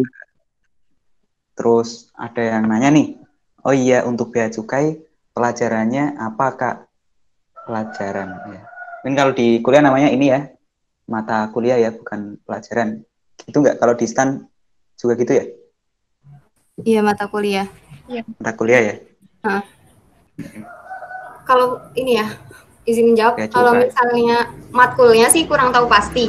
Cuman aku tuh punya temen bea cukai yang lumayan deket, itu tuh kayak pelajarannya tuh mereka tuh nggak ada akuntansi kalau nggak salah, iya nggak ada. Pajak juga palingan mereka tuh belajar itu pelajaran tuh benar-benar sederhana. Pelajaran mereka tuh benar-benar sederhana seputar kepabeanan sama cukai, kayak di perbatasan itu ngapain, kayak gitu kan. Terus nilai barang yang bakal dikenain pajak itu gimana, kayak gitu. Tapi pelajarannya itu kayaknya nggak seberat kayak belajar akuntansi atau pajak atau apa gitu. Pernah lihat punya doang. Tadi kan mereka juga fisiknya juga dilihat, jadi nggak terlalu ditekankan lah masalah materi itu karena mereka itu juga di lapangan kerjanya. Dan kurikulumnya sendiri juga berubah-ubah tiap tahun tuh. Jadi matkul semester pertama tahun ini belum tentu sama kayak matkul semester pertama tahun depan gitu. Itu pengaruhnya apa, Kak? Yang mempengaruhi apa dinamika kayak gitu tuh? Apakah dari dari lembaganya sih kayak mungkin dievaluasi dari tahun ke tahun ya, kebutuhannya mungkin butuhnya apa, kayak misalkan di sekarang ini kan antara kayak statistika sama ekonometrika kan sama kan kayak beda, tapi kan kayak nggak beda jauh gitu, tetap bahas yang dibahas tetap persoalan statistik gitu kan ya, cuman gitu aku nanti nggak dapat itu apa ya, nggak dapat statistik kayaknya, iya nggak dapat ekonometrika tapi dapatnya statistik, tapi tahun lalu ada yang dapat ekonometrika gitu ya, tergantung kebutuhan sih, tapi tenang aja nggak bakal menyimpang jauh kok, nggak bakal tiba-tiba belajar kimia gitu, enggak, apalagi sejarah. Oke, itu cukup menjawab ya kira-kira ya. Terus ada yang nanya nih, Averos Gibraltar, ada ikut bimbel buat masuk stan nggak, Kak? Gitu. Kira enggak ya? Kayaknya dia ada deh. Siapa? Miftah ikut nggak? Miftah ikut? Enggak. Aku nggak ikut. Aku juga nggak ikut. Ada yang ikut ya? Nggak ada. Adi juga nggak ikut. Nggak ikut. Penting nggak sih? Tuh banyak ya, bimbel tuh banyak. Cuman ini buat pengingat aja. Kalau dari stannya sendiri nggak ada bimbel resmi dari lembaga. Jadi kalau kalian ada bimbel-bimbel yang ngasih kepastian pasti lulus gitu, bisa dipikir ulang lagi mungkin bimbel kepastiannya itu. Pasti kan juga ada garansi lulus, kalau tidak uang kembali gitu. Nyatanya enggak gitu. Ada pengalaman dari teman juga yang nggak lulus, dia nggak lulus, terus minta uangnya kembaliin kan lumayan mahal tuh, ada sampai yang belasan juta yang kalau yang sampai ngecam gitu kan. Nah mereka berkelit gitu, oh enggak Pak, ini maksudnya kembali itu Bapak tahun depan anaknya boleh ikut bimbel di kami lagi tapi nggak usah bayar gitu. Nah kan itu kan sama aja kayak nipu, padahal bilangnya uangnya kembali. Jadi hati-hati aja kalau nyari bimbel, bisa tanya-tanya. Cuman ya itu tadi dari stan nggak ada bimbel yang resmi itu ya. Terus gitu, nggak ada, nggak nyanggarin resmi. Kalau kalian misalkan di bimbel ini masih swasta. Nah itu emang benar masih swasta, cuman nggak terafiliasi secara langsung ke lembaga lah. Kita cuman kayak bekerja part time gitu, mengajar di bimbel-bimbel tertentu. Tapi kira-kira bisa di ini nggak sih, apa namanya? Setiap tahun tipe soalnya ya mirip-mirip, nggak beda jauh. Jadi kan mungkin nggak mesti ikut bimbel, tapi bisa apa namanya? Ini loh, ada tahun lalunya lagi, itu bisa buat patokan. Oh, kira-kira kayak gini gitu nggak sih, Mbak? Bisa. Yang penting belajarnya itu terus. Iya benar, bisa kok. Jadi kan kalau waktu latihan soal kan kita belajar dari soal-soal sebelumnya ya. Terus juga aku ngebandingin soal yang waktu tahun 2018 sama 2019 itu sebenarnya tuh mirip gitu. Yang intinya tuh konsepnya sama, cuman angkanya berubah atau polanya berubah, tapi itu konsepnya sama. Jadi yang perlu ditekenin mungkin mahamin konsepnya aja. Jadi walaupun soalnya berubah, jadi tuh kita tetap bisa ngerjain gitu. Sama latihan mungkin ya, latihan terus, setiap hari. Terus kalau masalah bimbel itu kan nggak ngejamin ya kita bakal lulus. Yang penting sih kalau misalnya kita yakin sama diri kita bisa konsisten belajar. Terus kalau nggak paham kita bisa tanya ke orang, kan banyak ya yang bisa ditanyain kan. Nah sama banyakin doa, kayaknya ya apa ya, banyak kok teman-temanku juga yang ikut bimbel itu banyak yang gagal juga, walaupun mereka juga ikut tryout banyak banget itu. Jadi ya tergantung diri kita sendiri sebenarnya. Oke, nah ini nyambung dari pertanyaan yang tadi ya. Ini ada yang bertanya dari Eza. Kak izin bertanya, setahu saya kan banyak tuh Kak lembaga yang menyediakan bimbel buat les masuk STAN gitu. Sampai harganya itu mahal. Teman-teman kakak semua banyak gak sih yang lulus karena berkat lembaga-lembaga kayak gitu? Atau singkatnya itu manjur banget gak sih Kak? Itu mungkin dari tadi kan sudah sharing kan dari narasumber ini nggak ada yang ikut bimbel. Nah mungkin dari teman-teman kakak ini ada nggak sih yang ikut bimbel dan itu menurut mereka itu manjur gitu? Ada nggak sih ya gitu? Aku jawab ya. Iya, silakan. Nah, kalau manjur enggaknya itu kembali ke cara belajar anak-anak. Anak kalian sendiri gitu masing-masing. Ada anak yang lebih nyaman belajar sendiri, latihan soal sendiri gitu. Ada juga anak yang kalau belajar mesti diawasi, mesti dibimbing gitu. Nah, kalau tipe-tipe yang mesti dibimbing itu ikut bimbel mungkin bisa jadi salah satu cara ya. Kan tetap kan ada jadwal khususnya gitu kan, jadwal tertentu. Jadi nggak yang bakal leha-leha gitu. Apa kayak teratur gitu belajarnya. Terus juga materinya juga udah disiapin gitu kan. Kalau teman-temanku sih ada ya nggak banyak tapi juga nggak sedikit gitu, sedang-sedang aja gitu yang testimoni mereka ikut bimbel gitu. Tapi ya gitu, tetap ke keseriusan kalian dalam belajar. Ikut bimbel juga kalau misalkan malas-malasan di rumahnya gitu, nggak diulang apa yang dipelajari waktu bimbel, ya sama aja bohong gitu kan. Jadi itu tadi tergantung ke cara belajar kalian aja sih kalau kataku. Kalau aku sendiri kan juga nggak ikut bimbel dulu karena emang bukan tipe orang yang suka ngikutin jadwal gitu. Aku kalau belajar tuh malam-malam gitu. Kadang-kadang jam 1, jam 2 gitu kebangun, habis sholat, gabut gitu kan, baca-baca buku aja gitu, baca-baca soal.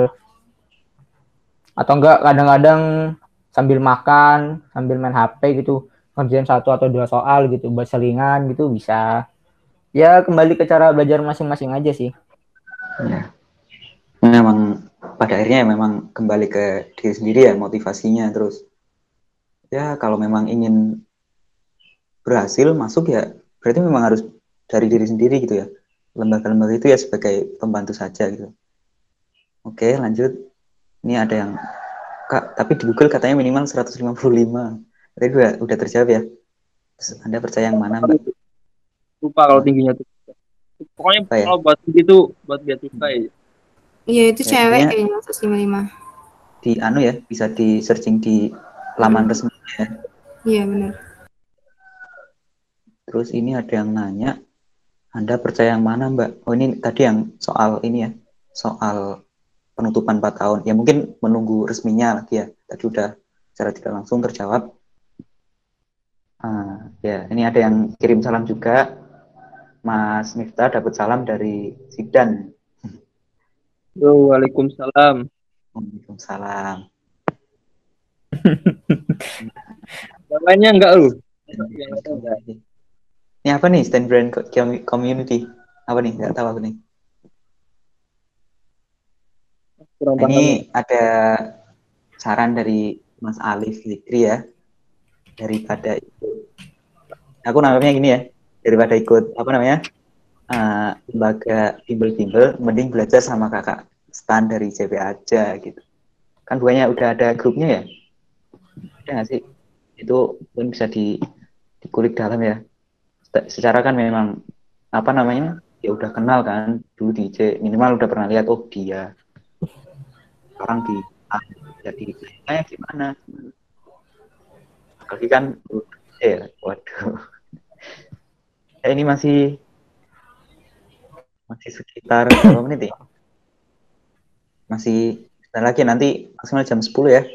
Ini mungkin silakan kalau ada yang ingin bertanya lagi, masih ada beberapa menit atau ya silakan teman-teman, mungkin ada yang ingin bertanya malu-malu atau mau bersuara juga boleh, nggak mesti pakai komentar. Nih ada yang nanya lagi, Ferry lagi nih, kuliahnya sekarang di pusat semua Bang, karena dulu setauku ada cabang-cabangnya ya kan ya, terus karena suatu alasan jadi satu gitu nggak sih? Nah iya bener, sekarang udah di pusat semua. Kalau dari cerita dosenku sih dulu itu kenapa dijadiin ke pusat semua, karena lulusannya itu waktu dievaluasi standarnya tuh nggak sama gitu. Jadi standar di pusat itu cenderung lebih tinggi daripada standar di daerah. Akhirnya buat menyamaratakan dan memperbaiki kualitas, ditarik ke pusat semua kuliahnya. Itu ya. Gitu ya, Ferry udah menjawab mungkin. Wah, siap. Ini siapa nih dari tadi yang nanya Ferry terus nih kayaknya nih. Mungkin yang lain mau bertanya, nggak usah malu-malu nih, terakhir loh. Sharing session terakhir, nggak ada lagi besok. Ditunggu Ferry kestannya. Mungkin ada lagi ya tahun depan. Masih lama lagi. Nah, ini aja nanya lagi. Kak, pengalaman kakak, teman kakak banyak atau ada beberapa yang kena DO nggak, Kak?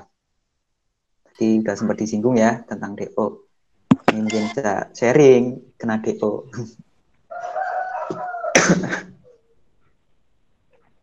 Kalau DO ya, aku kan juga udah hampir 2 tahun nih di STAN. Ada beberapa kenalan teman juga yang kena DO.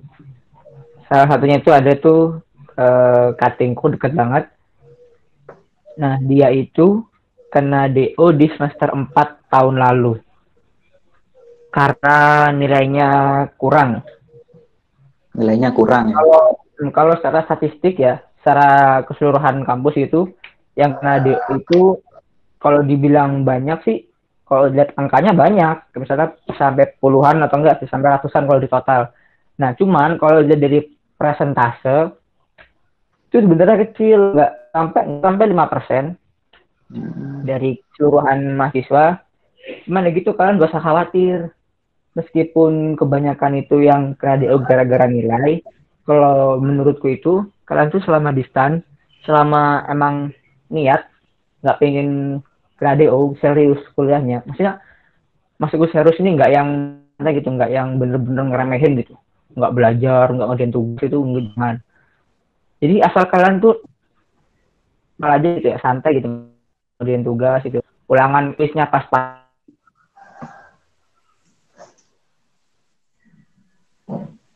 Oh ya Kak, aku juga mau nanya dong, kalau di STAN sendiri tuh, misalkan kalau nilainya kurang itu ada, apakah ada? Nggak bakal kena DO? Nggak bakal ya? Ini maksudnya ada sistem remedial nggak sih, atau semester pendek mungkin, atau ya perbaikan lah, kesempatan kedua istilahnya gitu. Kalau remedial itu dasarnya pendek, mungkin kalau ke belakang masih agak longgar ya. Namanya apa sih, kayak minta gitu ke kampus untuk menaikkan nilai atau minta pengampunan gitu. Tapi semakin kesini nih semakin ketat, karena dilihat-lihat itu malah justru jadi sistem itu kayak kartu bebas mahasiswa gitu loh. Jadi mereka jadi lebih meremehkan gitu, jadi santai gitu. Nah, jadi beberapa akhir-akhir ini nih diketatin gitu. Jadi nilai itu nggak bisa dikatrol secara langsung gitu. Dan kalau mau menaikkan nilai itu hanya kalau ada kesalahan dalam input nilai. Bukan berarti nanti ketika mahasiswa masuk daftar merah, terancam DO, terus minta tugas ke dosen, itu nggak bisa. Jadi emang ketat banget. Masalah kalau udah kena DO tuh, udah di bawah nilainya tuh udah susah. Tapi ya tadi yang kataku tadi, selama kalian di sini normal-normal aja itu ya, santai, tapi juga kadang-kadang serius juga gitu. Kalau untuk nilai sih, ya itu tadi, nggak usah terlalu berat untuk dipikirkan. Cuman ada lagi tambahan, Mas. Jadi kan ada nanya tuh moderator mengenai pelanggaran yang berat gitu. Kita di sini nih calon PNS ya, calon CPNS. Dimana kalau kalian sekarang kan, kalau masyarakat itu stigmanya kalau ngelihat STAN, apalagi lulusan STAN, apalagi kalau yang kerja di pajak, dan sejak ditangkapnya Gayus Tambunan, pasti kan ke koruptor gitu ya. Jadi tuh dijaga betul integritas itu. Kalian mencontek, kalau ketahuan otomatis 0. Nah, nilai 0 itu udah hampir bisa dipastikan kalau saya dapatnya waktu tes dan UAS. Udah hampir pasti, udah pastikan nilai akhirnya bakal kurang dan kena DO. Nah itu tadi, jadi disiplin itu emang penting banget gitu. Tapi kayak militer harus apa-apa aja harus patuh gitu, enggak, tetap kayak kuliah biasa, cuman kalian jaga integritas aja. Dan ada aturan-aturan khusus yang menyangkut PNS, kayak misalkan kalian nggak boleh ikutan demo gitu kan, ya nggak etis aja kita gitu. Terus, nah ini nyambung nih dari sosial media, nah gitu-gitu. Iya. Ini harus nyambung nih, hati-hati. Kalau ini ya mau kritis ya. Ini nyambung Kak ini dari Gibraltar. Kalau kita kritis pemerintah bisa dapat masalah nggak Kak? Gitu. Mungkin demo-demo gitu ya. Baik ya. Kritis bagus. Kayaknya baik juga. Kalian juga harus tahu tata cara dan sopan santunnya juga harus diperhatiin. Itu kan membangun, memperbaiki apa yang salah, menunjukkan apa yang salah. Tapi ya gitu, penyampaiannya harus hati-hati karena juga bekerja sebagai abdi negara. Tapi ada ceritanya nggak sih Kak kalau mahasiswa STAN itu ikut demo atau ikut apa gitu, aktivis gitu? Kemarin ada sih yang ikutan demo waktu angkatanku tuh. Waktu masalah demo ke Kementerian Keuangan lagi, lucunya sih itu.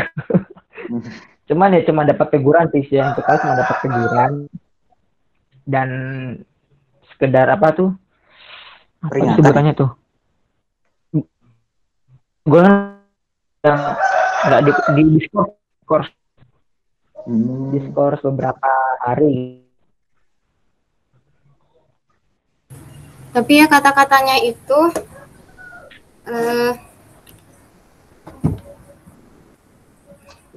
tetap ada. Jadi izin nambahi, jadi katanya itu tetap ada yang ikutan kayak gitu sih. Cuman biasanya mereka nggak pakai pakaian atau identitas pakaian STAN gitu. Kalau kampus-kampus lain kan kayak misalnya bawa nama kampus kayak gitu kan. Membanggakan gitu ya Kak? Iya, kalau di STAN itu ya pasti tetap ada mahasiswa yang kayak gitu, tapi kayak menyembunyikan identitas. Karena kan kalau dia gimana ya istilahnya, kalau melakukan hal yang dirasa kurang sopan atau kurang benar gitu kan. Ada alasannya gitu. Jadi kan kalau misalnya dia biar nggak bawa nama kampus aja gitu. Jadi kayak urusan dia sendiri gitu. Nah, iya personalnya aja gitu. Win, Mbak Fatin mau nambahin nih? Aku mau nambahin yang tentang kemarin. Kemarin tuh kebetulan semester 3 tuh teman kelasku ada yang di DO. Jadi seangkatanku ada sekitar 4 yang di DO. Jadi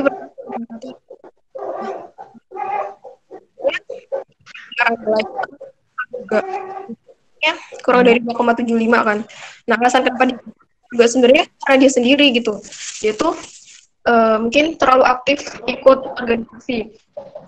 Temenku yang di DO itu yang sekelas itu, dia tuh terlalu aktif ikut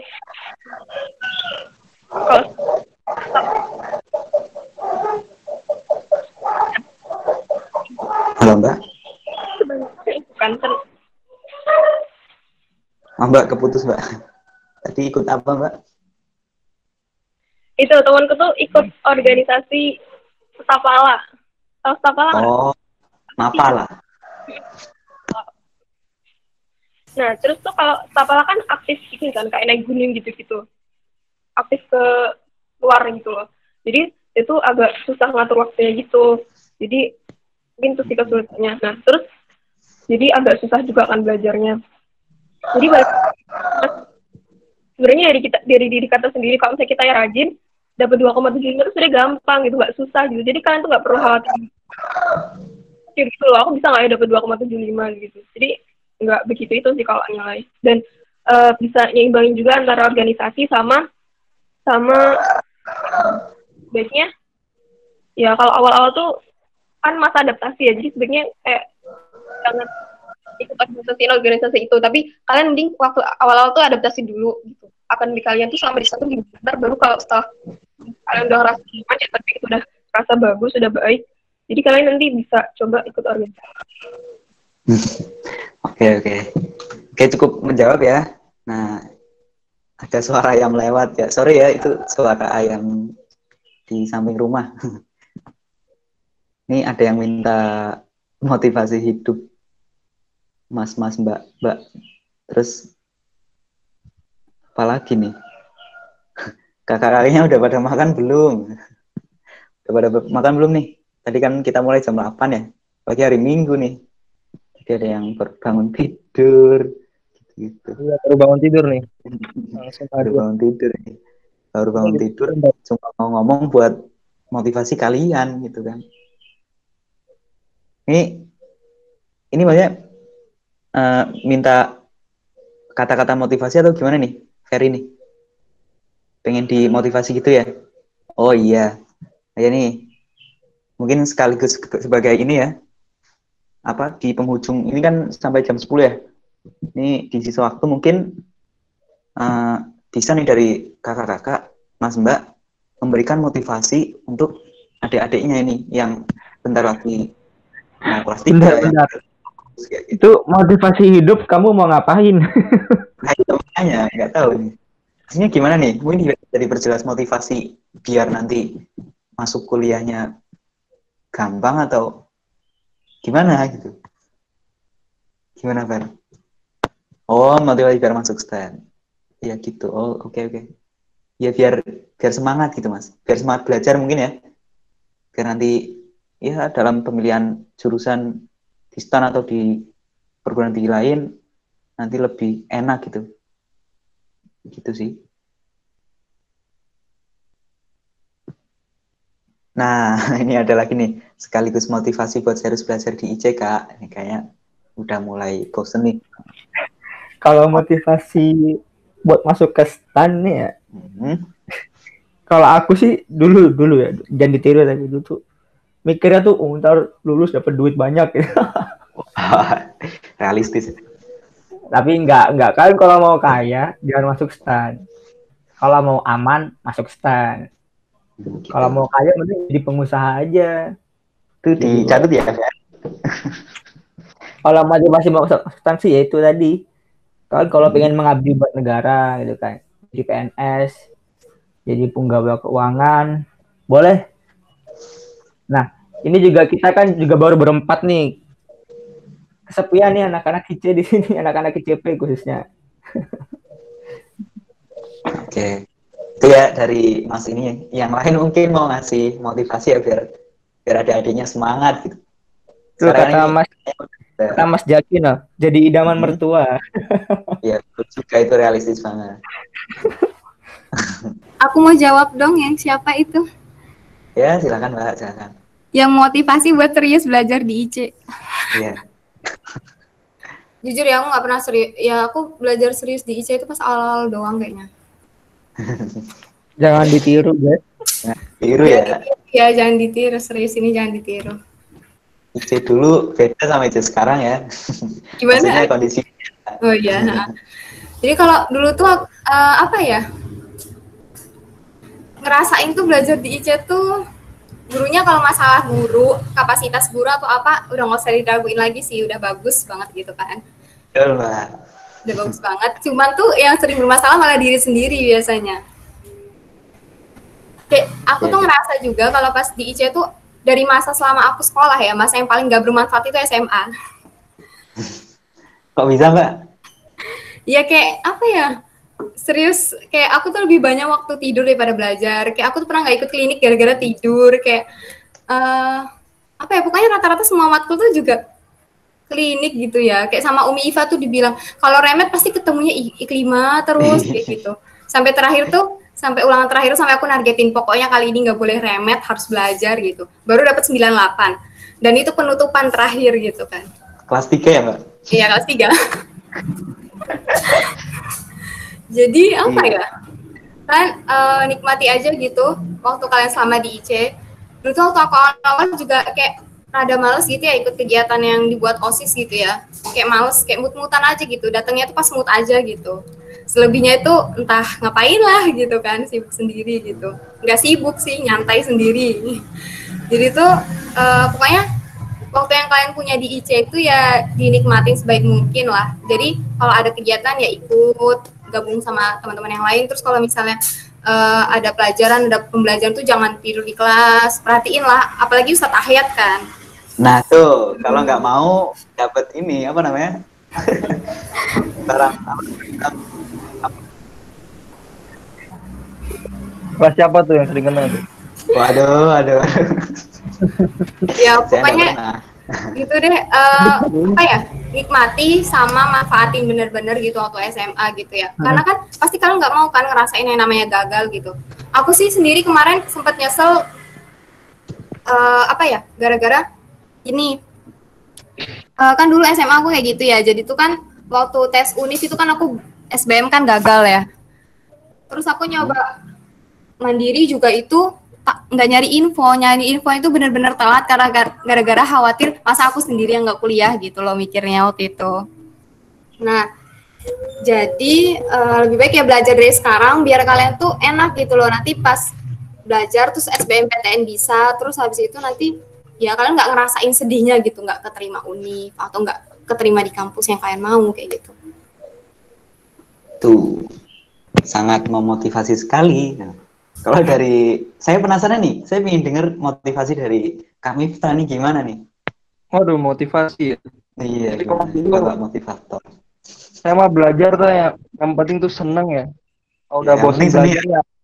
Iya. Langsung main aja ke temennya ngobrol gitu ya, bosen gitu. Kan enak tuh kalau di asrama ya kita bisa bareng-bareng ya. Wah, kangen banget lah. Pengen asrama lagi malah pengennya. Ya gitu nikmatin aja lah. Masalah nilai mah gampang lah. Yang penting mah belajar bareng-bareng gitu lah sama teman. Yang penting ada temen gitu ya. Apa ya? Kehidupan paling enak tuh jadi asrama gitu ya Mas. Iya nggak sih? Kalau aku ngerasain gitu sih. Betul, iya betul. Bakal kangen banget bisa ngambil berapa gitu. Kalau lapar tinggal pergi kamar orang cari makanan. Iya betul gitu. Betul kan, kalau ya ini sih sedikit cerita ya, kalau kuliah tuh nggak bisa ya gitu. Kalau DJ kan enak ya. Udah ada waktu, kalau lapar udah waktu makanya datang ya udah tinggal kita kemana, ke dapur ya, ke kantin tinggal makan, dan itu menurutku udah ini 4 sehat 5 sempurna kalau menurutku. Nah kalau di kuliah nanti nggak bisa, apalagi kalau anak kos nanti harus keluar, harus ya pilih-pilih menu, pilih-pilih tempat makan, terus lagi harus pandai mengatur uang ya. Itu kalau yang anak kosan ya tahu lah pastilah. Itu kalau DJ ya enak banget kalau DJ. Iya. Jadi nggak punya duit aja bisa makan loh. Nggak punya duit sebulan bisa makan. Iya. Santai. Kita kemana aja.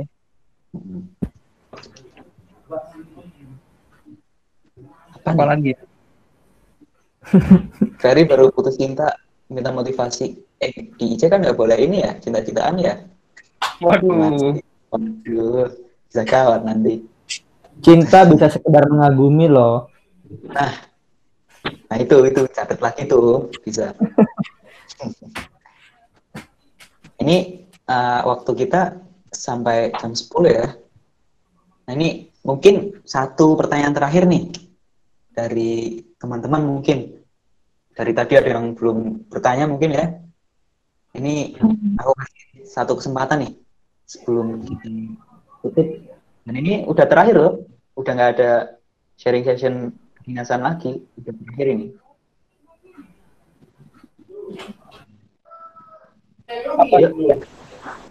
Ada yang mau nanya nggak? Ayo.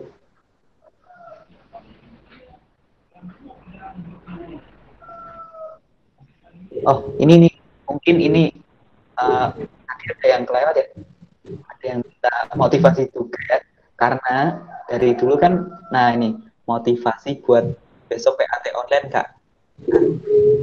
Dari dulu kan ya tertulis gitu ya. Nah ini besok online. Nah gimana nih Kak cara menghadapinya gitu? Oh sama dong guys, mau PAT. UTS kan UTS juga dong. Kerjain aja. Kalian tuh di IC itu masih fase-fase menikmati hidup lah pokoknya. Kalian tuh nggak cuma harus belajar yang dipikir. Nanti kalau kalian balik ke pondok udah nggak via online lagi, udah hidup santai aja, bebas gitu, nggak apa-apa ngelanggar aturan gitu. Yang penting nggak ketahuan. Ya. Nggak ketahuan juga boleh itu. Udah buat jadiin pengalaman hidup aja gitu, nggak usah terlalu dipikir. Apalagi di IC ya, kalian tuh jangan terlalu mikir nilai. Anak IC mah bukan nilai yang dikejar, tapi ilmu dan konsep. Coba kalian tanya kakak kalian nih, nilai lulus di IC itu sebagian besar nggak dipakai. Anak-anak lulusan IC kuliah sebagian besar lewat jalur tes, nggak ada yang lewat jalur, sedikit lah yang lewat jalur nilai itu, jalur prestasi. Mereka berjuang sendiri. Jadi kalian tuh kalau misalnya ada teman nilainya bagus itu, terus kalian kepikiran mau nyontek atau mau apa, mending nggak usah, mending belajar sendiri aja, paham kalian aja buat latihan. Betul. Nilai itu nggak seberapa dibuat di kehidupan masyarakat tuh, nilai itu nggak bakal pengaruh banyak lah, nggak ada pengaruhnya malah. Ntar kalian kerja juga nggak bakal dilihat nilai SMA-nya. Itu cuma buat ini ya, paling persyaratan administratif aja ya. Ya mungkin pas gitu aja. Yang penting nanti soft skill itu malah besar pengaruhnya. Ya mungkin sopan santun, keahlian gitu. Penting loh ya, tapi ya karena ada anak-anak juga yang mungkin nilai ini bisa menjadi motivasi malah, kayak misalkan anak-anak yang bisa dibilang ambis itu di IC. Mereka mengejar nilai tinggi bukan karena semata-mata ingin dapat nilai bagus, tapi mereka mencari reward dari hasil kerja keras mereka. Mereka merasa puas dari hasil belajar mereka dan dapat nilai bagus itu sebagai penghargaan. Cuman kalian yang kurang pede mungkin karena nilai jelek, nggak usah kurang pede, semangat aja. Kalian di sana sama-sama berjuang kok, bisa sama-sama santai menikmati hidup di asrama, baik teman satu kalau susah bareng, senang bareng gitu kan. Jadi ya nikmatin sepenuh-penuhnya lah waktu masa-masa di IC itu, nggak akan terjadi 2 kali soalnya.